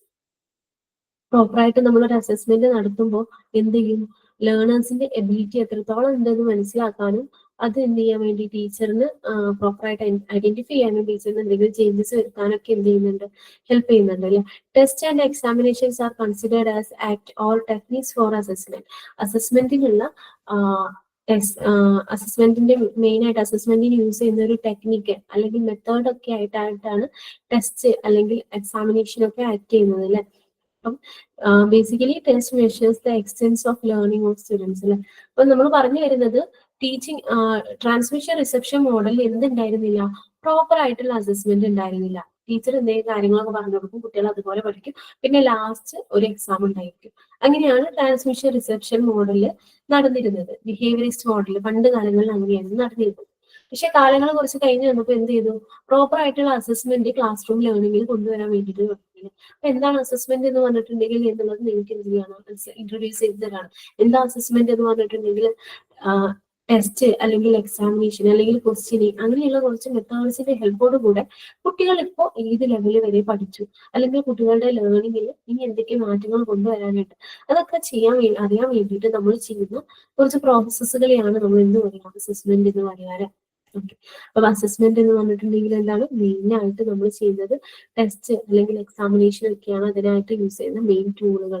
Questioning ഒക്കെ നമ്മൾ യൂസ് ചെയ്യുന്ന ടൂൾ തന്നെയാണ് അല്ലെ. ഇനി അടുത്തതായിട്ട് നമുക്ക് നോക്കാൻ പോകുന്നത് ചേഞ്ചിങ് ഇൻ അസസ്മെന്റ് പ്രാക്ടീസസ് ആണ്. ഓക്കെ, അതായത് അസസ്മെന്റ് പ്രാക്ടീസസിലുള്ള ചേഞ്ചസ് എന്തൊക്കെയാണ് എന്നുള്ളത് നമ്മൾ ഓൾറെഡി പറഞ്ഞിട്ടുണ്ട് അല്ലെ. പണ്ട് കാലത്ത് എങ്ങനെയായിരുന്നു, അതിനെ നമ്മൾ എന്ത് ചെയ്യാറുണ്ട്, ഒരു ഷിഫ്റ്റ് ആയിട്ട് കൺസിഡർ ചെയ്യാറുണ്ട്. പണ്ട് കാലത്ത് എങ്ങനെയായിരുന്നു, പാർഷ്യൽ ആയിരുന്നു അല്ലെ അസസ്മെന്റ് എന്ന് പറഞ്ഞിട്ടുണ്ടെങ്കിൽ. ഇപ്പൊ എന്താണ്, ഹോളിസ്റ്റിക് ആണ്. എന്താ പാർഷ്യൽ ടു ഹോളിസ്റ്റിക് എന്നുള്ളത് ഉദ്ദേശിക്കുന്നത്? പണ്ട് കാലത്ത് കുട്ടിയുടെ ഒരു ഡൊമൈനെ മാത്രമായിരുന്നു കൺസിഡർ ചെയ്യുന്നത് അല്ലെ. ഏത് ഡൊമൈൻ, റിമെമ്പറിങ് എന്നുള്ള ഡൊമൈനിൽ, അതായത് കുട്ടിക്ക് എത്രത്തോളം ഓർത്തെടുത്ത് പറയാൻ പറ്റുന്നുണ്ട് ആ ഒരു എബിലിറ്റിനെ മാത്രമായിരുന്നു എന്ത് ചെയ്തിരുന്നത്, കൺസിഡർ ചെയ്തിരുന്നത് അല്ലെ. അതിന് മാത്രമാണ് ഇമ്പോർട്ടൻസ് കൊടുത്തിരുന്നത്. ബട്ട് ഇപ്പൊ അങ്ങനെയാണോ? അല്ല അല്ലെ. ഇപ്പൊ ഒരു ഹോളിസ്റ്റിക് വ്യൂ ആണ് നമ്മൾ എന്ത് ചെയ്യുന്നത്, കൺസിഡർ ചെയ്യുന്നത് അല്ലെ. അതായത് ഇപ്പോഴത്തെ അസസ്മെന്റിൽ എന്താ, കോ കരിക്കുലർ ആക്ടിവിറ്റീസ് വരുന്നുണ്ട്, കരിക്കുലർ ആക്ടിവിറ്റീസ് വരുന്നുണ്ട്. അപ്പൊ അങ്ങനെയുള്ള എല്ലാ കോഗ്നിറ്റീവ് ഏരിയാസിനും നമ്മൾ എന്ത് ചെയ്യുന്നുണ്ട്, ഇമ്പോർട്ടൻസ് കൊടുക്കുന്നുണ്ട് അല്ലെ. അതുകൊണ്ട് തന്നെ ഈ ഒരു അസസ്മെന്റ് പ്രാക്ടീസസിൽ വന്നിട്ടുള്ള ചേഞ്ച് എങ്ങനെയാണെന്ന് നമുക്ക് പറയാം, പാർഷ്യൽ ടു ഹോളിസ്റ്റിക് ആണെന്ന് പറയാം അല്ലെ. അതായത് ഒരു ഡൊമൈന് മാത്രം കൺസിഡർ ചെയ്തിരുന്ന പാർഷ്യൽ അസസ്മെന്റ് പ്രാക്ടീസസിൽ നിന്നും ഇപ്പൊ എങ്ങനെയാണ് എല്ലാ ഡൊമൈനും ഇമ്പോർട്ടൻസ് കൊടുത്തിരുന്ന ഒരു ഹോളിസ്റ്റിക് ആയിട്ട് മാറിയിട്ടുണ്ട് അല്ലെ. ഓക്കെ, ഇനി പിന്നെ എങ്ങനെ പറയാം,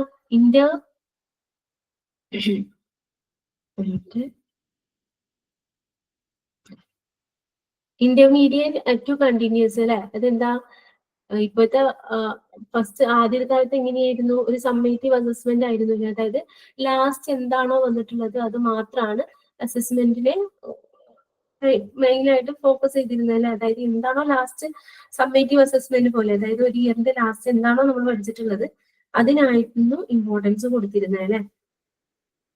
പക്ഷെ ഇപ്പൊ എങ്ങനെയാ, കണ്ടിന്യൂസ് ആയിട്ട് നടന്നുകൊണ്ടിരിക്കുന്ന ഒന്നാണല്ലേ. അതായത് നമ്മൾ എന്ത് ചെയ്യും, ഒരു ക്ലാസ് റൂമിൽ തന്നെ നമ്മൾ എന്ത് ചെയ്യും, ഒരുപാട് എക്സാംസ് ചോദിക്കും, ക്വസ്റ്റ്യൻസ് ചോദിക്കും. അപ്പൊ കണ്ടിന്യൂസ് ആയിട്ട് നമ്മൾ എന്ത് ചെയ്യുന്നുണ്ട്, ഇവാലുവേറ്റ് ചെയ്യുന്നുണ്ട് അല്ലെ. ഓക്കെ, പിന്നെ എന്താ ചേഞ്ച് വന്നിട്ടുള്ളത്, മാർക്കിംഗ് ടു ഗ്രേഡിംഗ് അല്ലെ. പണ്ടത്തെ സിസ്റ്റം എന്തായിരുന്നു, മാർക്കിംഗ് സിസ്റ്റം ആയിരുന്നു അല്ലെ. ഇപ്പൊ എന്തായിട്ടുണ്ട്, ഗ്രേഡിംഗ് ആയി മാറിയിട്ടുണ്ട്. ഓക്കെ, അതായത് A+C, AB അങ്ങനെയുള്ള ഗ്രേഡിംഗ് സിസ്റ്റം ആണ് ഇപ്പൊ നിലനിൽക്കുന്നത് അല്ലെ. എന്തൊക്കെയാണ് ഗ്രേഡിംഗ് സിസ്റ്റത്തിന്റെ ഇമ്പോർട്ടൻസ് അല്ലെങ്കിൽ അതിന്റെ അഡ്വാൻറ്റേജ് എന്തൊക്കെയാണെന്നുള്ളതൊക്കെ നമ്മൾ എന്ത് ചെയ്യുന്നുണ്ട്, ഈ ഒരു ചാപ്റ്ററിൽ പ്രോപ്പർ ആയിട്ട് ഡിസ്കസ് ചെയ്യുന്നുണ്ട് കേട്ടോ. നെക്സ്റ്റ് വരുന്നത് എന്താ, ഓട്ടോ കാറ്റ് ഓട്ടോക്രാറ്റിക് ടു ഒതന്റിക് അല്ലെ. പണ്ട് എങ്ങനെയായിരുന്നു? ഒരു ഏകാധിപത്യമായിരുന്നു അല്ലെ. അതായത് ടീച്ചറിനായിരുന്നു ഇമ്പോർട്ടന്റ് അല്ലെ. ടീച്ചർ എന്താണ് ഉദ്ദേശിക്കുന്നത് അതായിരുന്നു നടന്നിരുന്നത് അല്ലെ. ബട്ട് ഇപ്പൊ എന്തായിട്ടുണ്ട്? കുറച്ചുകൂടെ ഒതന്റിക് ആയിട്ടുണ്ട് അല്ലെ. അതായത് കുറച്ചുകൂടെ സുതാര്യമായിട്ടുണ്ട് എന്നൊക്കെ പറയാം. കുറച്ചുകൂടെ ലേണേഴ്സിനും കൂടെ ഇമ്പോർട്ടൻസ് കൊടുത്തിട്ടുള്ള ഒരു ഷിഫ്റ്റ് അസസ്മെന്റിന്റെ കാര്യത്തിൽ ഇപ്പൊ നടന്നുകൊണ്ടിരിക്കുന്നുണ്ട് അല്ലെ. ഫസ്റ്റ് എന്തായിരുന്നു? ട്രഡീഷണൽ ആയിരുന്നു. ഇപ്പൊ എന്തായിട്ടുണ്ട്? ഓൾട്ടർനേറ്റീവ് ആയിട്ടുണ്ട് അല്ലെ. അപ്പൊ ഇത്രയും കാര്യങ്ങളാണ് നമ്മൾ അസസ്മെന്റ് പ്രാക്ടീസസിൽ എന്തൊക്കെ ഷിഫ്റ്റ് ആണ് വന്നിട്ടുള്ളത്, എന്തൊക്കെ ചേഞ്ചസ് ആണ് വന്നിട്ടുള്ളതെന്നുണ്ടെങ്കിൽ ചോദിച്ചിട്ടുണ്ടെങ്കിൽ നമ്മൾ കൊടുക്കേണ്ടത്. പാർഷ്യൽ ടു ഹോളിസ്റ്റിക് ആണ്, ഇന്റർമീഡിയറ്റ് ടു കണ്ടിന്യൂസ് ആണ്, മാർക്കിംഗ് ടു ഗ്രേഡിംഗ് ആണ്, ഓട്ടോക്രാറ്റിക് ടു ഒതന്റിക് ആണ്, ട്രഡീഷണൽ ടു ഓൾട്ടർനേറ്റീവ് ആണ് അല്ലെ. ഇനി നെക്സ്റ്റ് നമുക്ക് പഠിക്കാനുള്ളത് എന്താണ് കൺസ്ട്രക്റ്റിവിസ്റ്റിക് അപ്രോച്ച് എന്നുള്ളതാണ് കേട്ടോ. അപ്പൊ ഇതുവരെ നമ്മൾ നോക്കിയിരുന്നത് ബിഹേവിയറിസ്റ്റിക് അപ്രോച്ച് ആയിരുന്നു അല്ലേ. അതായത് ട്രാൻസ്മിഷൻ റിസപ്ഷൻ മോഡൽ ആയിരുന്നു നോക്കിയിരുന്നത്. നെക്സ്റ്റ് നമുക്ക് നോക്കാനുള്ളത് കൺസ്ട്രക്റ്റിവിസ്റ്റിക് അപ്രോച്ച് ആണ് കേട്ടോ. കൺസ്ട്രക്റ്റിവിസ്റ്റ് അപ്രോച്ചിൽ എന്താ പറയുന്നത്? Students learns by building on their previous knowledge and experiences and by actively engaging in learning process instead of receiving knowledge passively through lectures and memorisation. നമ്മൾ പറഞ്ഞില്ലേ transmission reception model എന്താണോ ക്ലാസ്സിൽ കേൾക്കുന്നത് അത് അതുപോലെ മെമ്മറൈസ് ചെയ്യായിരുന്നു അല്ലെ. പക്ഷെ ഈ കൺസ്ട്രക്റ്റിവിസ്റ്റിക് അപ്രോച്ചിൽ എന്താ വരുന്നത്? കുട്ടികൾ എന്താണോ കേൾക്കുന്നത് അത് അവർ ഓൾറെഡി അവരുടെ മൈൻഡിൽ കുറച്ച് നോളജ് ഉണ്ടായിരിക്കില്ലേ. ആ നോളജ് വെച്ചിട്ട് അല്ലെങ്കിൽ ആ ഒരു എക്സ്പീരിയൻസ് വെച്ചിട്ട് അവരെന്ത് ചെയ്യാണ്? അതിനെ ബുദ്ധിപരമായിട്ട് കൊഗ്നിറ്റീവ്ലി അവരെന്ത് ചെയ്യാണ്? ആലോചിച്ച് അവരുടേതായിട്ടുള്ള ഒരു ഔട്ട്കം ഉണ്ടാക്കി എടുക്കുകയാണ്. അതായത് അവർ ആക്റ്റീവ്ലി എന്ത് ചെയ്യുന്നുണ്ട്? ലേണിംഗ് പ്രോസസ്സിൽ പാർട്ടിസിപ്പേറ്റ് ചെയ്യുന്നുണ്ട് അല്ലെ. അതായത് പണ്ടത്തെ കാലത്ത് എന്താണോ കേൾക്കുന്നത് അത് അതുപോലെ പഠിക്കുകയാണെങ്കിൽ ഇപ്പോഴത്തെ കാലത്ത് കുട്ടികൾ എന്ത് ചെയ്യുന്നു? കൺസ്ട്രക്റ്റിവിസ്റ്റിക് അപ്രോച്ച് ആയപ്പോഴേക്കും കുട്ടികൾ എന്ത് ചെയ്യുന്നു? എന്തുകൊണ്ടാണ് അത് വരുന്നത്? ആള് ഓൾറെഡി പഠിച്ചിട്ടുള്ള എന്തെങ്കിലും ഒരു ഡാറ്റ വെച്ചിട്ട് അത് ഇതിനെന്ത് ചെയ്യും? കമ്പയർ ചെയ്യും. ഇത് റിലേറ്റ് ചെയ്യാൻ പറ്റുമോ? ഇത് ഇതിലോട്ട് യൂസ് ചെയ്യാൻ പറ്റുമോ? അങ്ങനെയുള്ള കൊഗ്നേറ്റീവ് സ്കിൽസ് ഒക്കെ അല്ലെങ്കിൽ കൊഗ്നേറ്റീവ്ലി അവരെന്ത് ചെയ്യുന്നുണ്ട്? അങ്ങനെയുള്ള കാര്യങ്ങളൊക്കെ ചിന്തിച്ചിട്ട് അവരതിനൊരു ഔട്ട്കം ഉണ്ടാക്കിയെടുക്കുകയാണ് ചെയ്യുന്നത്. അതായത് മെയിൻ കൺസ്ട്രക്ഷനെ ബേസ് ചെയ്തിട്ടാണ് സ്റ്റുഡൻസ് എന്ത് ചെയ്യുന്നുണ്ട്? ലേണിങ്ങിനെ എന്ത് ചെയ്യുന്നുണ്ട്? കൺസ്ട്രക്ട് ചെയ്തെടുക്കുകയാണ് ചെയ്യുന്നത്. ഓക്കെ, എന്തൊക്കെയായിരിക്കും കൺസ്ട്രക്റ്റിവിസ്റ്റിക് അപ്രോച്ചിലുള്ള മെത്തേഡ് ബെനിഫിറ്റ് അല്ലെങ്കിൽ മെറിറ്റ് എന്തൊക്കെയായിരിക്കും? ലേണേഴ്സ് സെന്റർഡ് ആയിരിക്കില്ല. അത് എന്താണോ കുട്ടികൾ കേൾക്കുന്നത് അത് അവർ അതുപോലെ പഠിച്ചെടുക്കുകയല്ല, അവർ അതിൽ ആക്റ്റീവായിട്ട് പാർട്ടിസിപ്പേറ്റ് ചെയ്യുന്നുണ്ട് അല്ലെ. അതുകൊണ്ട് തന്നെ അതൊരു ലേണേഴ്സ് സെന്റേർഡ് മെത്തേഡ് ആണ് അല്ലെ. ലേണേഴ്സ് സെന്റേർഡ് മെത്തേഡ് ആകുമ്പോൾ ഓൾറെഡി എന്ത് ചെയ്യും? നോളജ് കൺസ്ട്രക്ട് ചെയ്യൂല. കുട്ടികൾ തന്നെ എന്ത് ചെയ്യും? ആക്റ്റീവ്ലി പാർട്ടിസിപ്പേറ്റ് ചെയ്യുമ്പോൾ അവരുടെ ബുദ്ധി കുറച്ചുകൂടെ വളരില്ല. അവർ കുറച്ചുകൂടെ ആക്റ്റീവായിട്ട് പാർട്ടിസിപ്പേറ്റ് ചെയ്യുമ്പോൾ നോളജ് അവർ കൺസ്ട്രക്ട് ചെയ്യും. ഡെവലപ്മെന്റ് ഓഫ് പ്രോസസ് സ്കില്ല്, ഇങ്ങനെ അവർ കൺസ്ട്രക്ട് ചെയ്തെടുക്കുന്ന നോളജ് ത്രൂ അവരെന്ത് ചെയ്യും?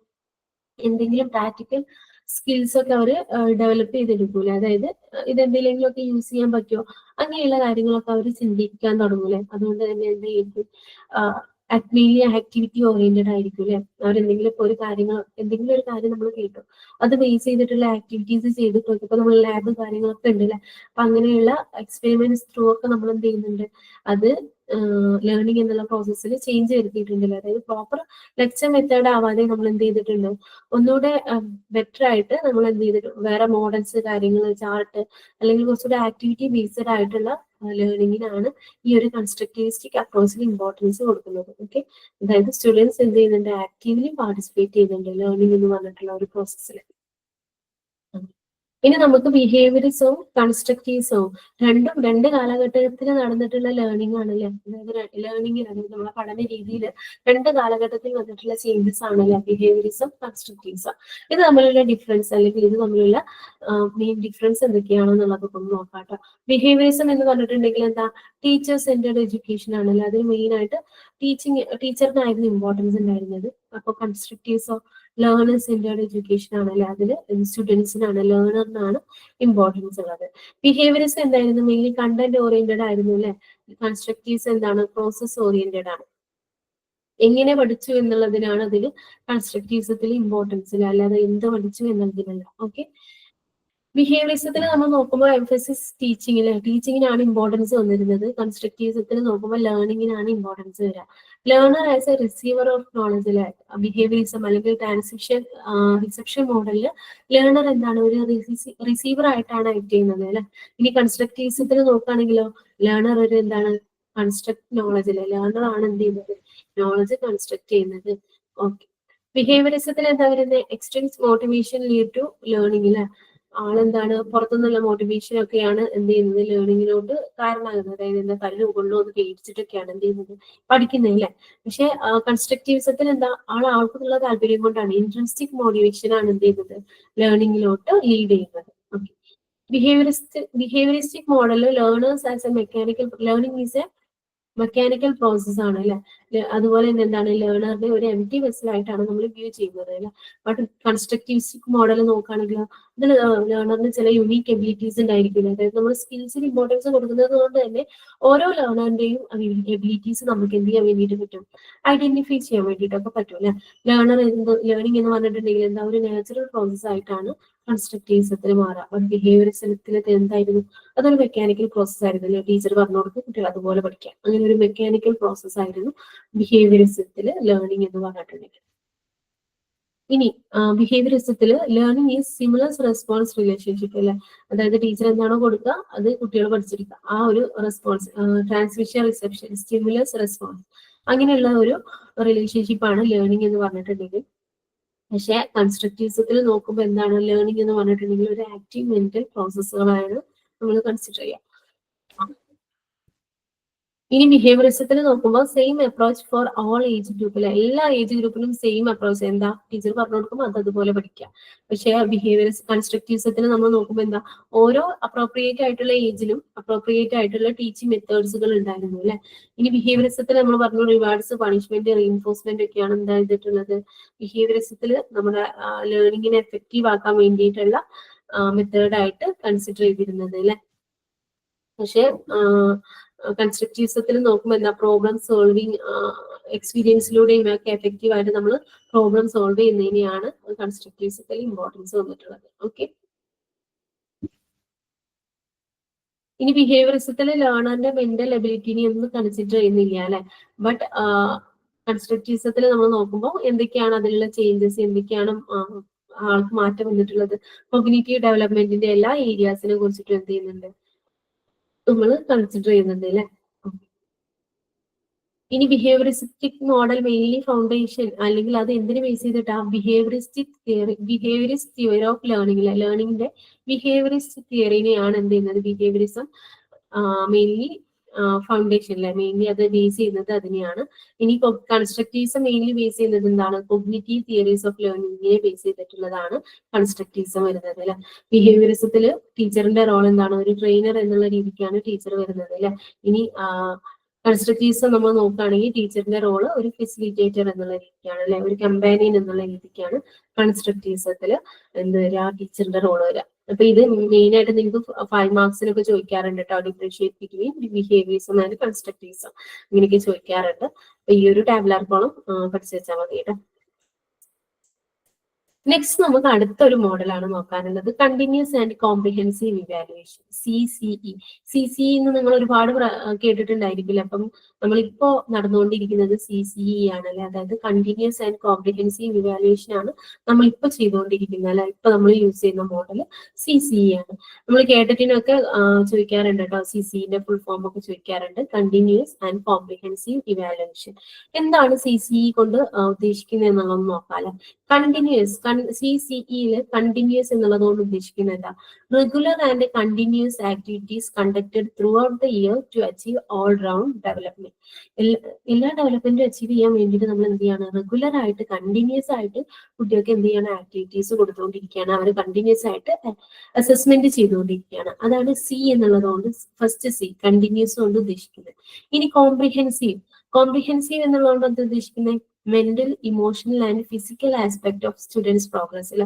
ഇതുവരെയുള്ളതിൽ അതായത് നമ്മൾ ട്രാൻസ്മിഷൻ റിസപ്ഷൻ മോഡലൊക്കെ നോക്കുകയാണെങ്കിൽ കോഗ്നിറ്റീവ് ഡെവലപ്മെന്റിന്റെ മെന്റൽ എബിലിറ്റിയുടെ ഒരൊറ്റ പാർട്ടിന് മാത്രമായിരുന്നു ഇമ്പോർട്ടൻസ് കൊടുക്കുക അല്ലെ, കോഗ്നിറ്റീവ് ഡൊമൈനിന് മാത്രമാണ് ഇമ്പോർട്ടൻസ് കൊടുത്തിരുന്നത് അല്ലെ. പക്ഷെ നമ്മുടെ അത് മാത്രമാണ് ഉള്ളത് അല്ല അല്ലെ, സൈക്കോമോട്ടർ ഉണ്ട്, അഫക്റ്റീവ് ഉണ്ട്, അങ്ങനെ നമുക്ക് കുറച്ചധികം ഡൊമൈൻസുകൾ ഉണ്ടല്ലേ. മെയിൻ ആയിട്ട് 3 ഡൊമൈൻ ആണുള്ളത്, cognitive domain, psychomotor and affective. എന്താ കോഗ്നിറ്റീവ് എന്ന് പറഞ്ഞിട്ടുണ്ടെങ്കിൽ നോയിങ് ആൻഡ് അണ്ടർസ്റ്റാൻഡിങ് അല്ലെ. ഇനി സൈക്കോമോട്ടർ എന്ന് പറഞ്ഞിട്ടുണ്ടെങ്കിൽ എന്തായിരിക്കും, നമ്മൾ ചെയ്യുന്ന വർക്കുകളൊക്കെ അല്ലേ, ഡൂയിങ്, മെയിൻലി ഡൂയിങ് പാർട്ടൊക്കെയാണ് അതിൽ വരിക അല്ലെ.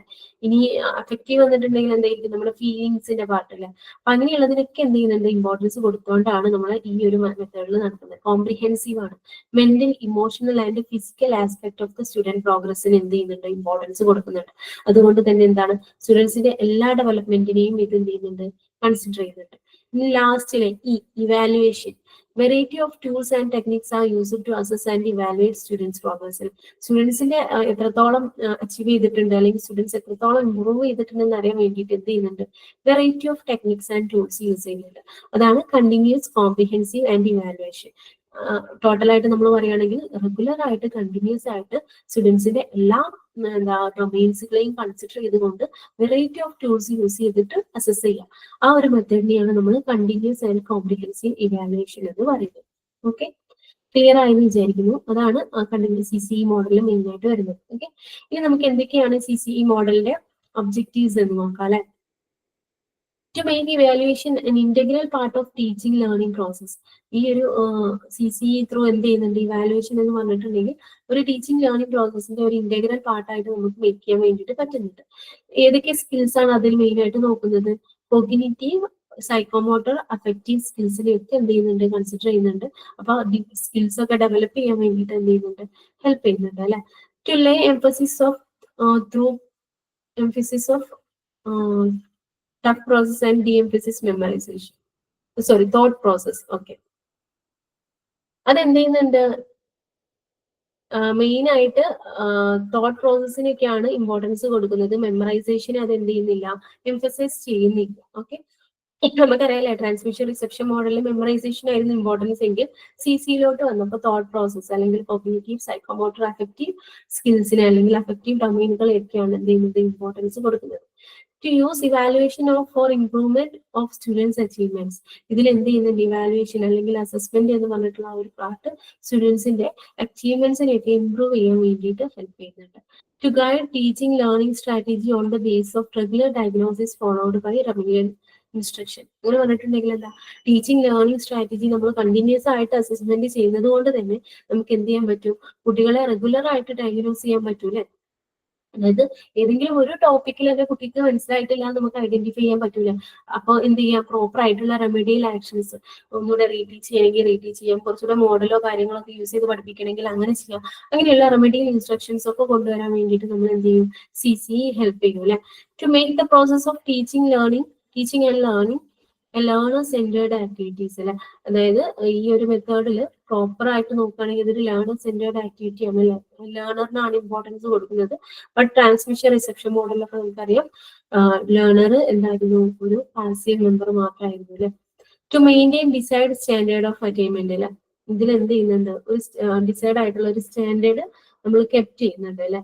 ഓക്കെ, ഇത്രയും പാർട്ടാണ് ഒബ്ജക്റ്റീവ്സ് ഓഫ് CCEയിൽ വരുന്നത്. ഇനി CCE നമ്മൾ കൺസിഡർ ചെയ്യുമ്പോൾ മെയിൻലി അത് 3 ഡൊമൈനുകളിലായിട്ട് അല്ലെങ്കിൽ 3 ലെവലുകളിലായിട്ടാണ് നടക്കുന്നത് എന്ന് പറയും. സ്കോളസ്റ്റിക്, കോ സ്കോളസ്റ്റിക്, നോൺ സ്കോളസ്റ്റിക്. എന്താണ് ഇത് ഉദ്ദേശിക്കുന്നതെന്ന് നമുക്ക് നോക്കാം കേട്ടോ. സ്കോളസ്റ്റിക് എന്ന് പറഞ്ഞിട്ടുണ്ടെങ്കിൽ നമ്മുടെ ക്ലാസ് റൂം സെറ്റപ്പ് ആണ്. മെയിൻലി നമ്മൾ oral test, written test, project work, practical test അങ്ങനെയുള്ളതിലൂടെയൊക്കെ കിട്ടുന്നതിനെയാണ് നമ്മൾ സ്കോളസ്റ്റിക് എന്ന് പറയുന്നത്. അതായത് നമ്മൾ പഠിക്കുന്ന സബ്ജക്ട് റിലേറ്റഡ് ആയിട്ടുള്ള പാർട്ടുകളെയാണ് സ്കോളസ്റ്റിക്കിൽ വരിക. ഓക്കെ, നമുക്കറിയാലേ നമ്മുടെ മാർക്ക് ഷീറ്റിലൊക്കെ നോക്കുകയാണെങ്കിൽ CE ഉണ്ടാവും, TE ഉണ്ടായിരിക്കും അല്ലെ. CE എന്ന് പറഞ്ഞാൽ കണ്ടിന്യൂസ് ഇവാലുവേഷൻ, അതായത് പ്രൊജക്ട്, അസൈൻമെന്റ് അങ്ങനെയുള്ള പാർട്ടിൽ നിന്നൊക്കെ നമുക്ക് കിട്ടുന്ന മാർക്കാണ് CE അല്ലെ. TE എന്ന് പറഞ്ഞിട്ടുണ്ടെങ്കിൽ എന്താ, റിട്ടൺ ടെസ്റ്റിലൂടെ നമുക്ക് കിട്ടുന്ന മാർക്ക്, ടെർമിനൽ ഇവാലുവേഷൻ അല്ലെ.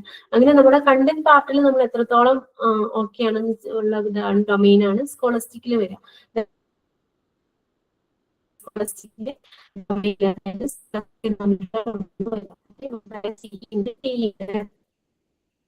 ഇനി എന്താ കോ സ്കോളസ്റ്റിക് എന്ന് പറഞ്ഞിട്ടുണ്ടെങ്കിൽ, നമ്മൾ കോ കരിക്കുലർ ആക്ടിവിറ്റീസ് ഒക്കെ അല്ലേ. ഫോർ എക്സാമ്പിൾ നോക്കുകയാണെങ്കിൽ PT, വർക്ക് എക്സ്പീരിയൻസ് അങ്ങനെ കുറച്ച് പാർട്ടുകൾ ഉണ്ടല്ലോ. അങ്ങനെയുള്ളതൊക്കെയാണ് കോ സ്കോളസ്റ്റിക് ഡൊമൈനിൽ വരാട്ടോ.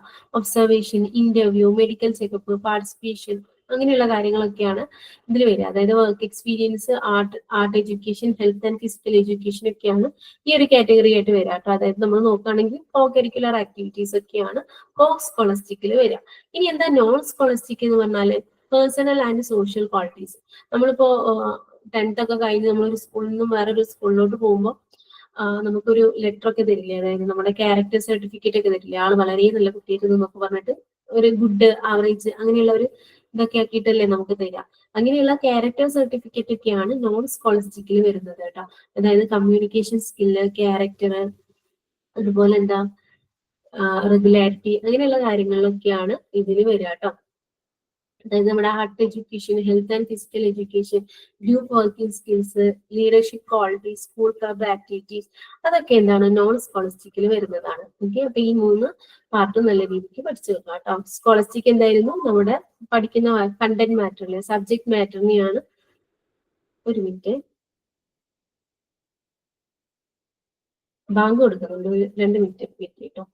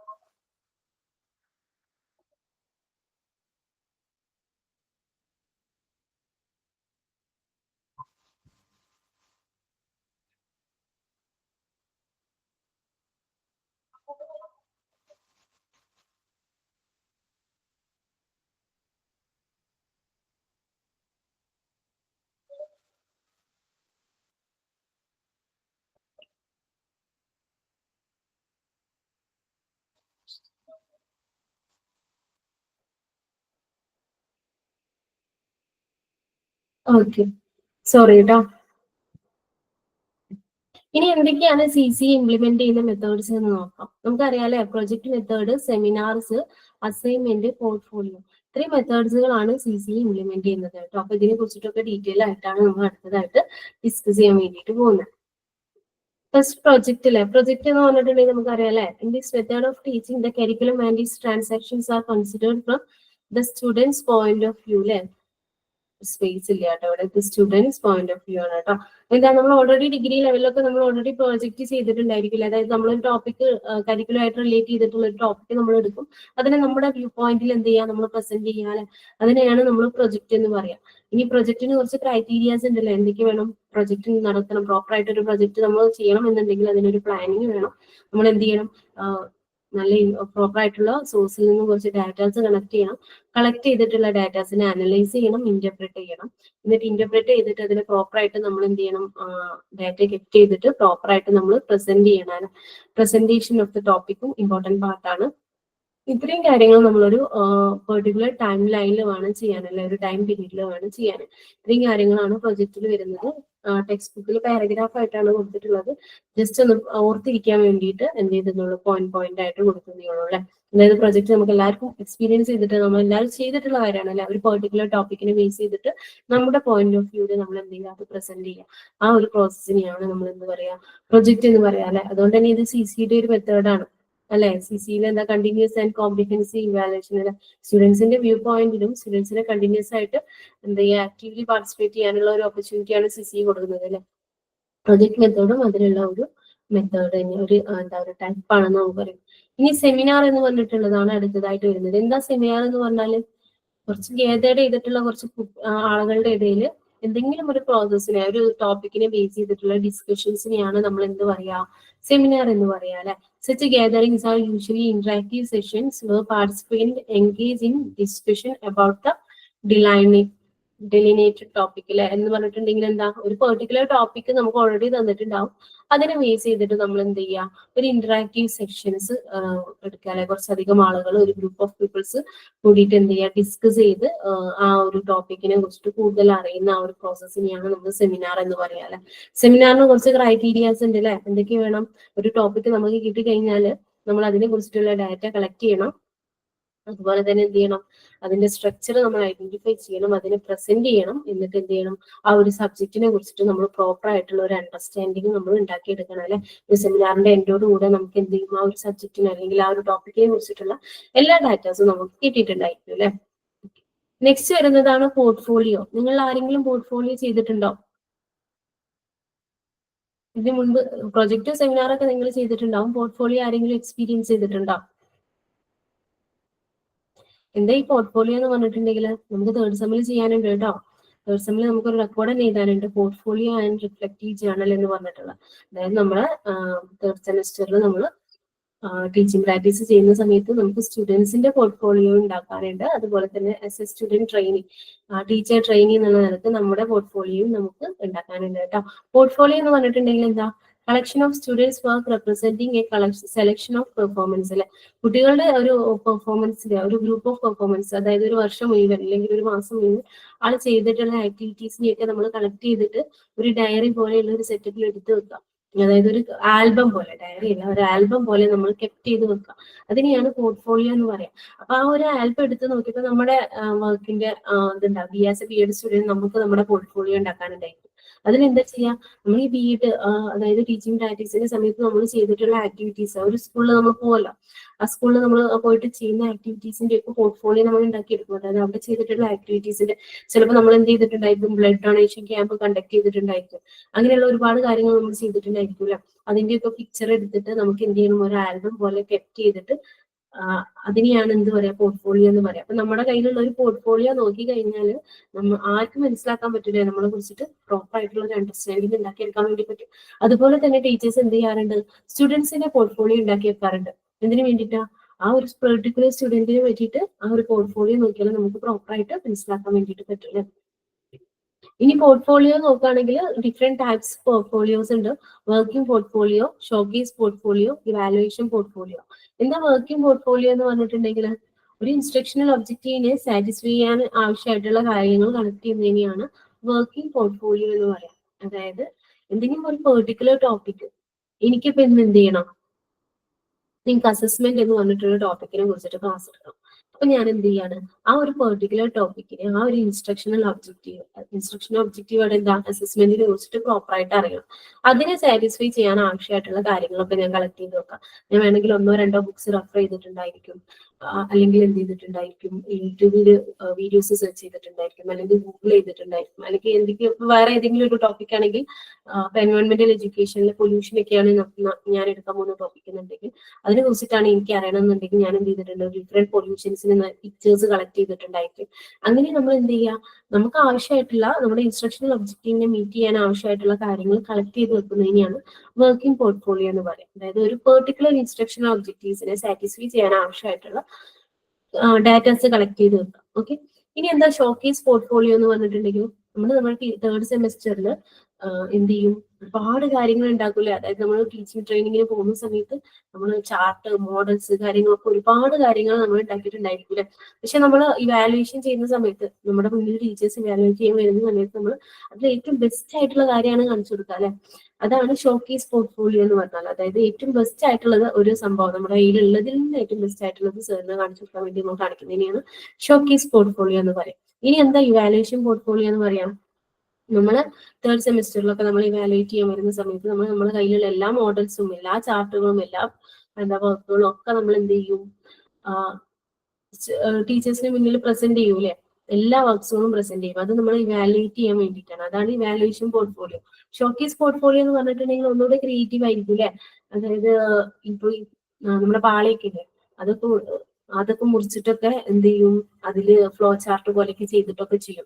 അല്ലെങ്കിൽ നമ്മുടെ ഈ തെങ്ങിന്റെയൊക്കെ ആ പൂവുണ്ടല്ലോ, എന്താ അതിൽ പറയാ, അതിലൊക്കെ ആർട്ട് വർക്കുകളൊക്കെ ചെയ്തിട്ട് ഡിഫറെന്റ് വെറൈറ്റീസ് ആയിട്ടുള്ള സംഭവങ്ങൾ ചെയ്യൂലേ, അതായത് ആരും ചെയ്യാത്ത വർക്കുകളൊക്കെ ചെയ്യും. അങ്ങനെയുള്ളതിനെയാണ് ഷോക്കേസ് പോർട്ട്ഫോളിയോ എന്ന് പറയാട്ടോ. അതായത് ഏറ്റവും ബെസ്റ്റ് ആയിട്ട് നമ്മൾ ചെയ്യുന്നതിനെയാണ് ഷോക്കേസ് പോർട്ട്ഫോളിയോ എന്ന് പറയും. വാല്യുവേഷൻ പോർട്ട്ഫോളിയോ എന്ന് പറഞ്ഞിട്ട് നമ്മൾ സെമസ്റ്ററിൽ ചെയ്യുന്ന എല്ലാ വർക്കുകളും, അതായത് നമ്മൾ ഇവാലുവേറ്റ് ചെയ്യാൻ ആവശ്യമായിട്ടുള്ള എല്ലാ വർക്കുകളും നമ്മൾ ഷോക്കേസ് ചെയ്യും. അതിനെയാണ് വാല്യുവേഷൻ പോർട്ട്ഫോളിയോ എന്ന് പറയട്ടോ. ഇനി പോർട്ട്ഫോളിയോ മേക്ക് ചെയ്യുന്നതിന് കുറച്ച് ക്രൈറ്റീരിയാസ് ഉണ്ട് അല്ലെ. എന്തൊക്കെയായിരിക്കും നമ്മൾ ശ്രദ്ധിക്കേണ്ട പോർട്ട്ഫോളിയോ ഉണ്ടാക്കുമ്പോൾ? അക്യുറൻസി ഉണ്ടായിരിക്കണം അല്ലെ. അതായത് എന്താണോ നമ്മൾ കണ്ടന്റ് പറഞ്ഞാൽ കണ്ടന്റിന് അപ്രോപ്രിയേറ്റ് ആയിട്ടുള്ള പോർട്ട്ഫോളിയോ ആയിരിക്കണം നമ്മൾ എന്ത് ഉണ്ടാക്കിയിട്ടുള്ളത് അല്ലെ. പിന്നെ എന്താ കംപ്ലീഷൻ ഉണ്ടാക്കിയിട്ടുള്ളത്, അതായത് കംപ്ലീറ്റ് ആയിട്ടുള്ള സംഭവം ഉണ്ടായിരിക്കണം. നീറ്റ്നെസ് വളരെ ഇമ്പോർട്ടന്റ് ആയിട്ടുള്ള പാർട്ടാണ് അല്ലെ. വളരെ വൃത്തിക്ക് നീറ്റ് ആയിട്ട് കളേഴ്സ് ഒക്കെ യൂസ് ചെയ്തിട്ട് വേണം നമുക്ക് പോർട്ട്ഫോളിയോ നോക്കുമ്പോൾ തന്നെ അത്യാവശ്യം നല്ല ഭംഗിയുള്ള ഒരു സംഭവം ആയിരിക്കണം അല്ലെ. പിന്നെ എന്തായിരിക്കണം, ഒരു പ്രോപ്പർ ടൈം പീരീഡിലുള്ളതായിരിക്കണം അല്ലെ. ക്രിയേറ്റീവ് ആയിരിക്കണം അല്ലെ.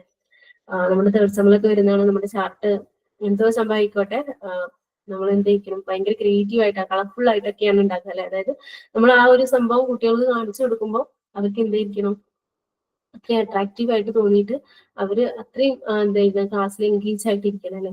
അപ്പൊ അങ്ങനെ അതുപോലെ തന്നെയാണ് പോർട്ട്ഫോളിയോയുടെ കാര്യം. പോർട്ട്ഫോളിയോ ഉണ്ടാക്കുമ്പോൾ നമ്മൾ ഭയങ്കര ക്രിയേറ്റീവ് ആയിട്ട് എന്തായിരിക്കണം ഉണ്ടാക്കേണ്ട ഒരു സംഭവമാണ് പോർട്ട്ഫോളിയോ.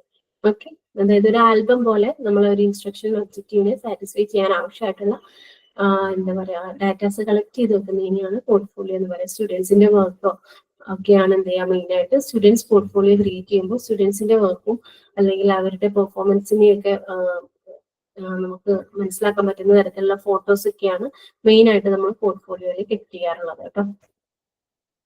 നെക്സ്റ്റ് മെത്തേഡാണ് അസൈൻമെന്റ്. അസൈൻമെന്റ് എന്താ നമുക്കൊക്കെ അറിയാം അല്ലെ. എന്തെങ്കിലും ഒരു പെർട്ടിക്കുലർ ടാസ്ക് കുട്ടികൾക്ക് അസൈൻ ചെയ്ത് കൊടുത്തിട്ട് അത് ക്ലാസ്സിന്റെ പുറത്തുനിന്ന്, അതായത് വീട്ടിൽ പോയിട്ട് ചെയ്യാനെന്നൊക്കെ പറഞ്ഞിട്ട് നമ്മൾ കൊടുക്കില്ല, ഹോംവർക്ക് പോലെ നമ്മൾ കൊടുക്കുന്നത് അസൈൻമെന്റ് അല്ലെ. എന്താ എന്തെങ്കിലും പെർട്ടിക്കുലർ ഹോംവർക്ക് എന്ന് പറഞ്ഞാൽ ഓരോ ക്ലാസ് കഴിഞ്ഞിട്ട് നമ്മൾ കൊടുക്കുന്നതായിരിക്കും. അസൈൻമെന്റ് എന്ന് പറഞ്ഞാൽ എന്തെങ്കിലും ഒരു പെർട്ടിക്കുലർ ടോപ്പിക് കൊടുത്തിട്ട് 1, 2, 3 ദിവസത്തിന് ഉള്ളിൽ നമ്മൾ എന്ത് ചെയ്യാൻ പറയുകയാണ് ചെയ്യാം, അത് കംപ്ലീറ്റ് ചെയ്തിട്ട് സബ്മിറ്റ് ചെയ്യാൻ വേണ്ടിയിട്ട് പറയുകയാണ് ചെയ്യുക അല്ലെ. അതിന് കുറച്ച് ക്രൈറ്റീരിയാസ് ഫോളോ ചെയ്യേണ്ടതുണ്ട് അല്ലെ. ഏതൊക്കെയാ? അണ്ടർസ്റ്റാൻഡിങ് ഓഫ് ദ കണ്ടന്റ് നമ്മൾ നല്ല രീതിക്ക് മനസ്സിലാക്കണം അല്ലെ. പിന്നെ എന്ത് ചെയ്യണം, കണ്ടന്റിന്റെ കോംപ്രിഹെൻസീവ്നെസ് എത്രത്തോളം ഉണ്ട് എന്നുള്ളത് നമ്മൾ ചെക്ക് ചെയ്യണം. പിന്നെ അത് നമുക്ക് പ്രസന്റ് ചെയ്യാൻ വേണ്ടിയിട്ട് പറ്റണം അല്ലെ. അസൈൻമെന്റ് നമ്മൾ ഡാറ്റ കളക്ട് ചെയ്തിട്ട് പ്രോപ്പർ ആയിട്ട് എഴുതി വന്നാൽ മാത്രം പോരാ, അത് ടീച്ചേഴ്സിന്റെ മുന്നിൽ നമുക്ക് പ്രസന്റ് ചെയ്യും കൂടെ വേണം അല്ലെ.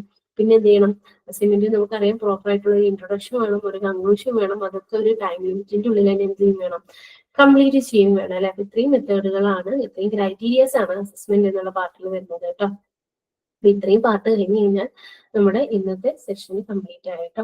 ഇന്നത്തെ സെഷനിൽ നമ്മൾ എന്തൊക്കെയാ പറഞ്ഞേ, ഏതൊക്കെയാണ് മോഡൽസ് എന്നുള്ളത് പറഞ്ഞില്ലേ. അതായത് നമ്മൾ ആദ്യകാലം മുതൽ ഇപ്പോൾ നമ്മൾ വന്നിരിക്കുന്ന കാലം വരെ നോക്കുകയാണെങ്കിൽ എന്തൊക്കെയാണ് പാരഡൈഗ്രാം ഷിഫ്റ്റ്, എന്തൊക്കെ ഷിഫ്റ്റ് ആണ് നമ്മുടെ ലേണിംഗിൽ വന്നിട്ടുള്ളത്, ലേണിംഗിന്റെ മോഡൽസിൽ വന്നിട്ടുള്ളത് ഏതൊക്കെയായിരുന്നു?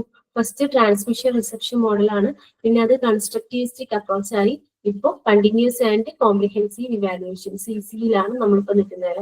പിന്നെ CCയുടെ കുറച്ച് മെത്തേഡ്സ് അല്ലെങ്കിൽ കുറച്ച് ടൂൾസുകളുടെ നമ്മൾ കുറച്ചില്ല, അസൈൻമെന്റ്, പ്രൊജക്ട്, പോർട്ട്ഫോളിയോ, സെമിനാർ, അങ്ങനെയുള്ള കുറച്ച് ടൂൾസ് കൂടെ നമ്മൾ പഠിച്ചു. അടുത്ത ക്ലാസ്സിൽ നമുക്ക് മെയിൻ ആയിട്ട് ഗ്രേഡിങ് അങ്ങനെയുള്ള കുറച്ച് കാര്യങ്ങളൊക്കെ ഡിസ്കസ് ചെയ്യാനുണ്ട്. അപ്പോൾ ഇന്നത്തെ ക്ലാസ്, ഇന്നത്തെ ഒരു സെക്ഷൻ നമുക്ക് വൈൻഡ് അപ്പ് ചെയ്യാം അല്ലെ. ഓക്കെ, എല്ലാവർക്കും നല്ല രീതിക്ക് മനസ്സിലായി എന്ന് വിചാരിക്കുന്നു.